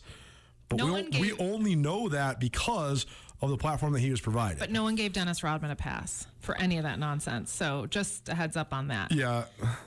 Here's where I am with this. I am right. You are wrong. Here's where I am with this. Throughout all of the rise of the phenomenon of obsession with sports in America, I think you could say it's now been a real thing for about a century, and it's been an over-the-top exposure thing for about half a century. Throughout all of that, for the first 80 of those years, every athlete that was a phenomenal and elite performer was turned into a hero, period. Because the only thing that we analyzed them on was their performance on the field. It was not even part of the American lexicon to talk about people's personal lives, who they're sleeping with, what they're doing after work, where they go drink, what they consume. None of that was even on. You couldn't even write about it or talk about it or anything. Now, all of that is inbounds. All of it is all anybody ever wants to talk about. And we gave all these already self-absorbed narcissists cameras where they can do podcasts and video casts and all that 24/7, 365 days a year. Right.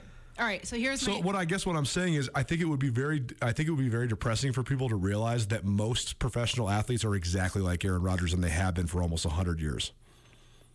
Okay, that's fine. That's fair. Here's the thing: if you want to be MVP, yes. If you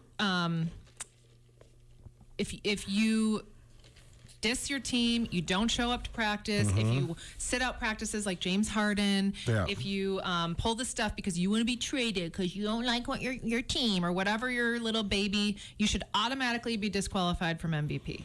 The reason that this argument is so compelling is because there are a bunch of guys that actually do act like Aaron Rodgers, and the reason this isn't a conversation around them is because they're not the MVP. The reason this is a conversation is because you're right. Like in your desire for these guys to act better and be better leaders and not be so narcissistic like Aaron Rodgers is, that's correct. You are correct.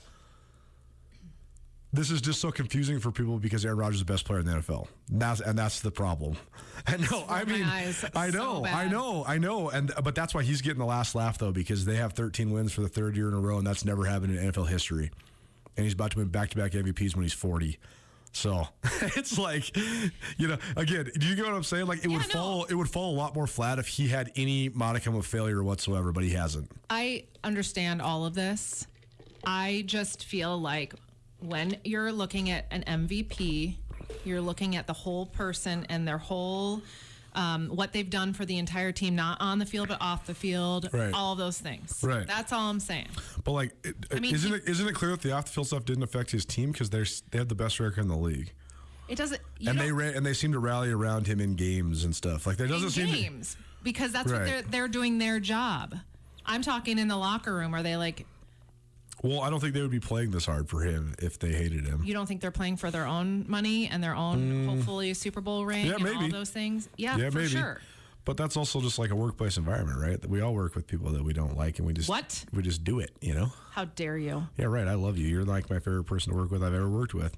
Chicken Doesn't Know Sports, ESPN Radio, SWX Montana Television. All right, we only got a couple minutes left. What else you got? I got my tool of the week. Oh, it's not either of those guys? It's not either of those guys. Okay. That's how bad it is. Okay, so one guy gets naked in the middle of the field. The other guy's getting in a debate about vaccines and MVP awards. Neither one's the tool of the week. Okay, I can't wait. This tool of the week is not even a professional athlete. Okay. It is a parent of a young basketball player in Washington. Okay. Who was the basketball player? Just a kid. Some kid. How old is he? It's like 12. Okay. This dad, so there was a little altercation on the court. The ref sort of split the boys up and touched them both, but pushed them away from each other. The dad ran onto the court, pushed down a 72-year-old ref. Jeez. The man broke his nose, broken cheekbone. It took like 30 minutes to stop bleeding. Sounds like Butte Anaconda. Right? This was not Butte. This was Washington. He was booked into jail and posted bond, and he has to go to court next week. Wow. And that is the ultimate tool of the week. One, no wonder we can't find refs for youth sports. Two, great example, Dad. Right. Like, come on. I know. Gosh. I don't even want to say his name because I don't want to give him any fame because we are in the PNW. So funny. But that's my tool of the week. Parents, keep it in check. Yep. Go to a boxing class if you need to. I don't know what, but get it together. Gosh. I know. It's like when there was the whole controversy with our current governor and his alleged body slam of a reporter. And it's just like when parents are fighting refs and whatever. It's just so funny. Like my brother and I always say, like, there's a variety of different types of media members you could potentially assault, or a variety of different refs you could potentially assault. Like, how about just don't assault anyone? That's right. But also, what happens if you do, and it's like you did it, and it's like my brother, and he just whoops you? Oh, I get what you're saying. Right. You might never pick know. The wrong person. You never know, right? Right. You never know. It's like one of I knew a guy in college who was like a semi-pro UFC guy, but I asked him how he first got into it. And he's like, well, I used to get in bar fights all the time because I thought I was so tough. And then I was living in Hawaii, and I picked this fight with this little 5'5", 130-pound guy. And little did I know, is BJ Penn, who's the lightweight champion of the world in the UFC, and he just destroyed me, like choked me out, and then like picked me up and was like, "You need to watch yourself, son." And he's like, "You should come train at my gym." And then this guy ended up like becoming a semi-pro UFC fighter because of that moment. But anyways, it's just I just say, like, you never know who you're screwing with, right? And let's just not assault people. That's true too. Let's just not. Let's keep our hand. Let's keep, especially in front of kids. Man, that riled me up today. Well, here you go. Well, thank you, Carolyn. Do you have anything else good for us besides free AC hotel? No, but please drive safely out there. Drive safely, especially if you're going to and from the AC Hotel. We got a voucher for you. We're going to send it. You're coming from the AC Hotel bar. Yes, right. We have a voucher to go to said bar, and you can try some brunch and maybe some mimosas, Bloody Marys. All you got to do is call us right now, 406-888-1029. That's 888-1029. Call us right now for your chance to win 2 vouchers to the AC Hotel. Caller number 3, 888-1029, 888-1029. AC Hotel, proud presenter of the Chick Who Doesn't Know Sports, each Thursday here on Nuanez Now. Thank you very much, Carolyn. Thank you. ESPN Radio, SWX Montana Television. Men's hoops games tonight. Montana State is at Idaho. Montana is at Eastern Washington. UM head coach Travis DeCuire joins us next here on Nuanez Now. Keep it right here, ESPN Radio. Hey, it's Colter Nuanez from Nuanez Now, here with Brent Wahlberg of the Wahlberg team at Windermere Real Estate. It's a complicated real estate market right now. What do you think is the biggest challenge? This is a real tough market for buyers because what we have right now is an unprecedented lack of available options, low supply. You have to be extra competitive. You've got to make your first offer your strongest offer. Experts like myself in this market can really help people do that. Call Brent Wahlberg and the Wahlberg team at 529-4663 today. Which would you rather be?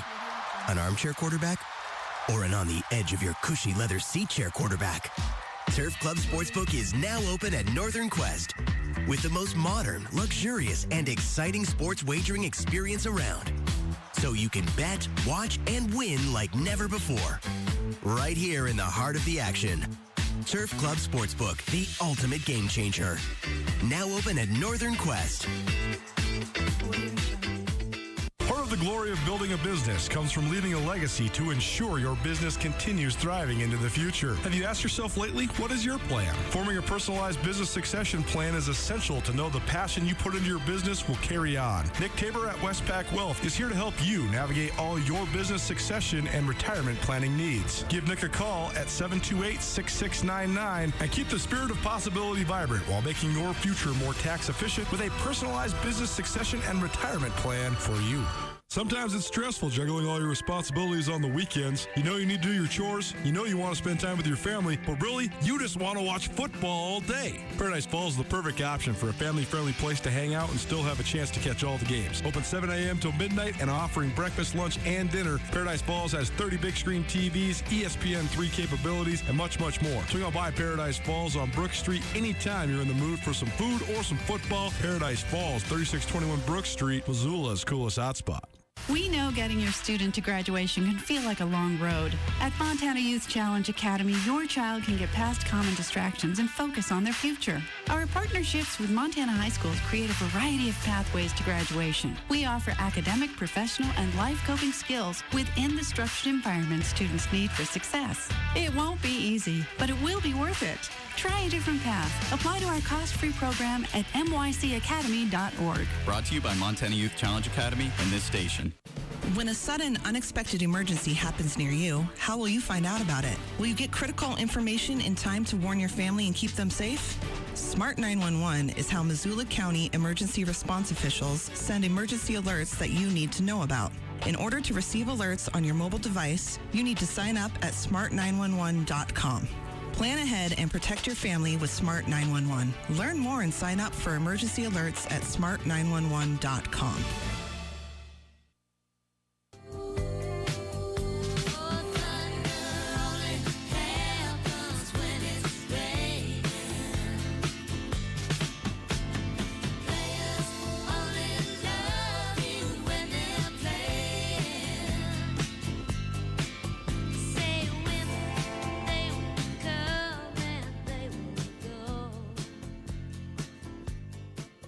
So Montana, welcome back. ESPN Radio, maybe SWX Montana Television. No matter how you're watching, listening, maybe you're streaming it. Maybe you're listening right now on the podcast, retrospectively. Whatever way you're listening, we appreciate you being here. Hope you're having an outstanding day and an outstanding week. I'm Coulter Nuanez, coming to you from the Northwest Motorsports Studio. Northwest Motorsports, new to Missoula. You can find them here in the Garden City, the corner of Stevens and Mount. You can also check out the largest inventory of trucks anywhere in the Pacific Northwest by visiting nwmsrocks.com. The Montana Grizzlies have won 3 straight Big Sky Conference games in men's hoops. Little caveat, because the first win came way back in early December, but the last 2 they swept Idaho State and Weber State here in Missoula last weekend. Thought the Grizz looked better Saturday against Weber than they had at any time the last 2 years, other than when they played Weber in the Big Sky tournament last March. That seems to always go that way with this group of Grizz guys. Easier to get up for a rivalry game or whatever. But I do think we're starting to see a little bit of further role definition, stratification amongst the roster. A couple guys emerging as maybe leaders or go-to guys. And they've been kind of waiting for it because they've had a couple teams in a row that are pretty young. And Coach DeCure, Travis DeCure, he has talked extensively about that, how they need somebody to sort of step out of the shadows and then become a guy, become the dude, lead the way. And I think Josh Bannon's doing a good job from a vocal leadership perspective and sort of being the linchpin of that defense. And Robbie Beasley playing a little bit more on the ball. He's sort of emerging as a little bit of a scorer as well. And I think they also have some guys that have been here for the last 2 years, whether they're new this year or they were new last year. They're sort of settling in, and I think that just having people around to follow the program and having people at Dahlberg Arena and all that stuff, I think it's helping them just from an attitude perspective and just a comfortability perspective being here in Montana. So the University of Montana, they play at Eastern Washington tonight in men's hoops, 7 p.m. local tip time. You can find the game on ESPN+. And then on Sunday, they play at Montana State, 5 p.m. tip there from Brick Breeden Fieldhouse. Bobcats played at Idaho. Heard from Danny Sprinkle, Montana State head coach, earlier this week. But I caught up with Coach DeCure, Travis DeCure, yesterday morning. Just a couple quick questions about this, and I'll give you my perspective on what I think of having to play a road game against the defending Big Sky Conference champions with the rivalry looming. I actually don't think it's as big of a disadvantage as people want to maybe make it out to be. Travis DeCure leading up to tonight's game against Eastern Washington in Cheney. Well, Trav, good win on Saturday, and now you got a couple more sort of rival-like games. So how do you parlay the momentum from Saturday into this week? We got to be careful and handle success the right way. I think one of the things that we've always emphasized with our guys here is that every game is a big game in conference. One of the things that you could overlook is how much your opponent looks forward to playing you. And, that's the advantage of being at a place like the University of Montana, is that you get an incredible environment in every game, whether you're home or on the road. And so our guys look forward to it. It was interesting talking to Lionel Martin because he said, I never played against Weaver before, but I knew Weaver was a big deal just from the community and the coaches and my teammates that have played them before. So do you feel like it sinks in for the new guys pretty early on? Yeah, I don't know if they're always mentally prepared for it. Right. The intensity that you feel when the ball goes in the air just always feels a little different. And even the lead up, the coaches and the preparation and some of the details that we covered that we may not cover in non-conference because you're just a little more familiar with your opponent. I'm so unfamiliar with Eastern Washington because they're all brand new, right? So, do they look the same stylistically? I know David Riley comes from the same coaching tree. So, do they look kind of the same even if the personnel's different? Yeah, he's tweaked it. He's put his own personality on it. There's some things that they've run in the past that they are running right now, and he's added some wrinkles here and there, which all head coaches do. But systematically, they're very similar to what they've been in the past. And the fact that there's the Montana State game looming on Sunday, how do you not let that get in the way of what's the task at hand on Thursday? I never talk about those games. Just like any weekend, though, really, right. Is Thursday, we deal with Thursday. And we don't really address our Saturday or Sunday game with our team until Friday morning. Last one for me. What did you think of just the rescheduling of it? Did you mind moving it to Sunday? I get it. I think that if we were playing in that game, that our community would have preferred that the game get pushed. Right. So I understand it. There was no pushback or negative thoughts from our end. But at the same time, it gets you out of your normal routine of Sundays off and a hard practice on Monday.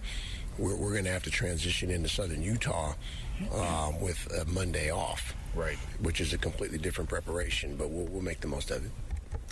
With things Eastern Washington, you kind of talked about a little bit, but how do you prepare for a team where they have such a plethora of transfers, but you know that they still run kind of the basics still? Same way you prepare for anybody. You watch film, and your scout is always based on what you see in film. Yeah.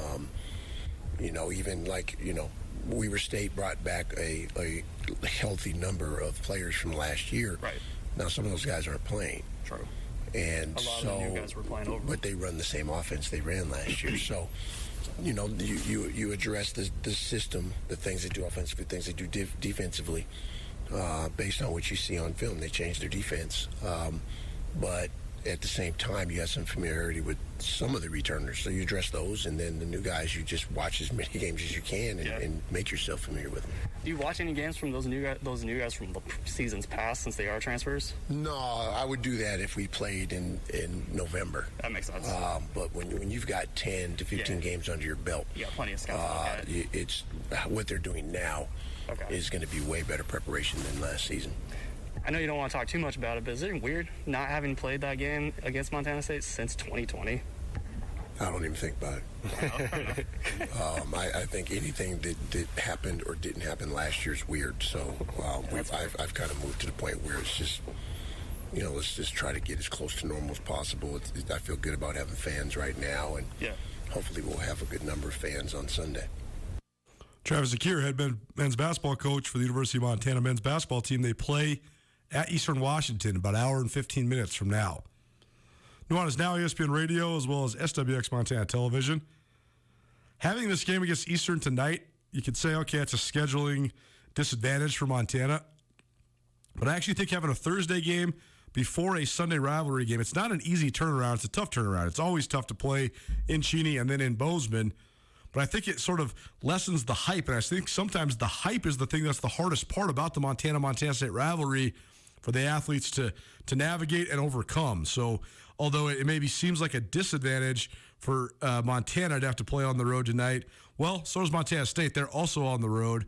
But also they can focus on the opponents at hand, and then the hype machine doesn't get going until tomorrow. And even then, because there's an FCS National Championship game on Saturday featuring a Montana school, I don't think the hype is going to be overflowing like oftentimes it is when it comes down to the Grizzlies and the Bobcats squaring off in any particular sport.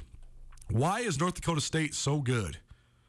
Brent Vegan will tell us why right after this. He was there for a long time, and it's in re-emphasis of what Andrew Houghton was saying on our show yesterday. Keep it right here, ESPN Radio.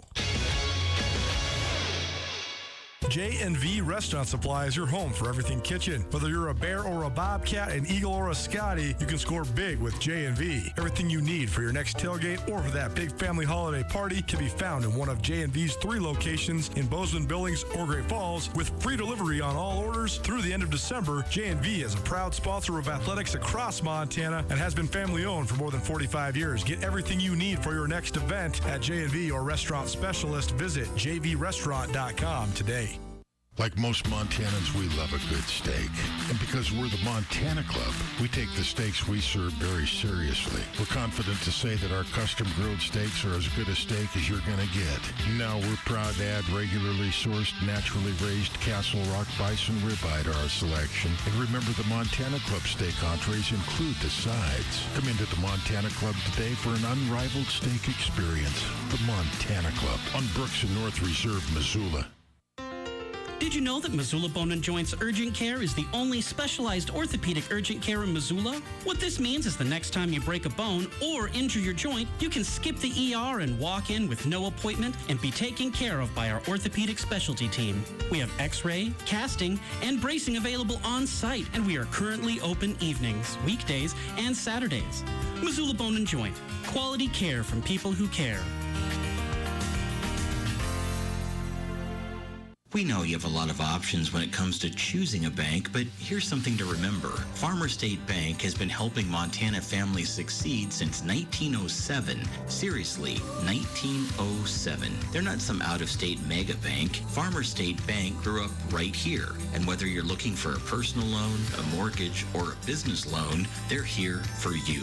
Approachable, experienced, local. Choose Farmer State Bank, an equal housing lender and member FDIC. Paul Ryan is a name that's been synonymous with law around the Garden City for decades. And Paul is excited to announce the expansion of his firm to Ryan, Holloway, and Miller. Paul Ryan, Nate Holloway, and Angie Miller have a fierce love for their community, and they want to help you with any of your legal needs. From auto accidents to medical malpractice to wrongful death or any criminal defense, Ryan, Holloway, and Miller should be your first call. When it comes to personal injury or criminal defense, call Ryan, Holloway, and Miller today. Ryan, Holloway, and Miller, your Montana attorneys.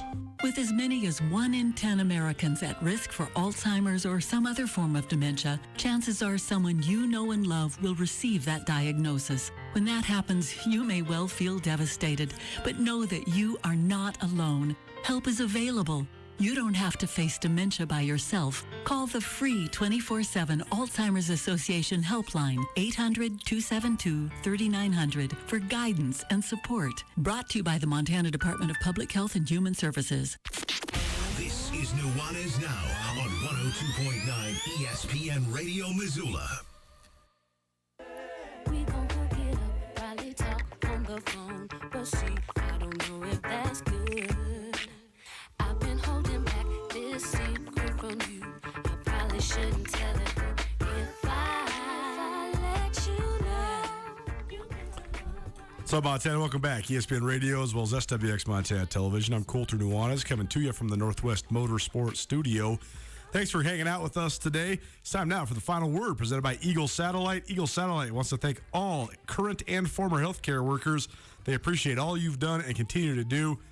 You want to learn more about their free TV package? Call 728-9999 and ask about that, as well as internet starting at just $50 a month. Eagle Satellite, presenting sponsor of the Last Word. We talked about North Dakota State's success and the formula for it and the elements of it yesterday. You can find that in the podcast, as well as anything from this show on the podcast as well. But Andrew Houghton had some very good points. And Brent Vegan, Montana State's head coach, echoed some of those. Vegan played at NDSU and coaches at NDSU. Here's what Brent Vegan thinks is the key or among the keys to NDSU's wavering success over the last 10 years. Yeah, to say I would have envisioned this in 2010 to the extreme, not necessarily, but there was a machine building, and by that I mean getting to the playoffs, having the success in 11 and then into 12.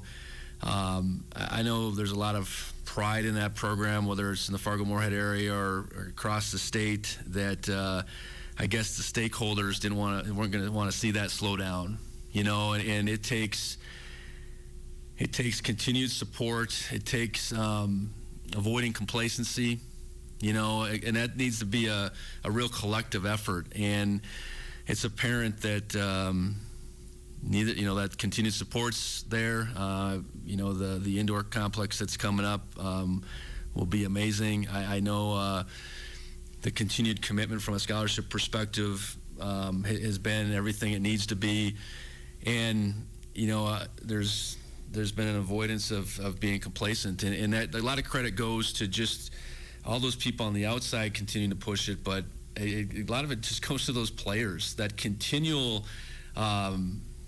synergy, I guess, within that locker room of one group of players leading the next group of players and showing them how it needs to be done, and not letting that part slip up is really the core to this continued success, while those outside forces feeding it. So you go, Brett Vigen, former North Dakota State tight end and former North Dakota State offensive coach, now the head coach of Montana State, as he leads his new team against his alma mater. Fascinating dynamic, because Vigen's been there before in Frisco. In fact, 3 different times in which NDSU took home the national championship. Now he'll try to dethrone a team searching for their 9th national title in the last 10 years. Interesting stuff there. I think that North Dakota State's consistency and this utter reign of dominance is something that quite literally every program in the country could and does dream of, yet has never achieved, and I don't know if it'll ever be achieved again. That internal consistency where the expectation is passed down from each player group, and the fact that they think of each year as an isolated year and they don't buy into any of the modernization of recruiting or any of the noise that comes with it. It's fascinating to watch. It's so easy to say you're going to be about it, but it's so hard to actually be about it, and that's what NDSU has done. Montana State, they take on the Bison on Saturday, at 11 a.m. Central Time. That's 10 a.m. Montana time. We got one last show for the week. We put this whole thing together for you today because I'm hitting a plane tomorrow. Please send your good vibes my way because I need to get down to Texas smooth as possible. But we have a jam-packed powerhouse show for you tomorrow. Brett Vigen will join us in duration, a one-on-one I recorded with him a couple weeks ago. Matt Entz, the head coach of North Dakota State, will also join us on the show. We're here from Troy Anderson and Tommy Malott. We're here from Brooks Nuanez, SkylineSportsMT.com, and we're going to hear from Dan Davies, Associate Athletic Director of Montana State, and a guy who's been involved in the last 2 Montana State national championships, even though they were 37 and 45 years ago. He played on the 76 team and coached on the 84 team, so he has great perspective as well. If you need anything else to listen to, you can also go check out the Big Sky Breakdown. Got a new episode up there right now with Ty Gregorak, Brooks Nuanez, myself, and then tomorrow we're also going to hear from Sam Herder on the Big Sky Breakdown as well. Have yourself a wonderful evening. Happy Thursday. We'll be back at tomorrow at 4 p.m., even if I'm not in studio, so have no fear. Nuanez now returns 4 p.m. tomorrow. We'll see you then. ESPN Radio. Hi there, it's Les Schwab Tires, introducing the new Backcountry AT2 for a quieter ride with improved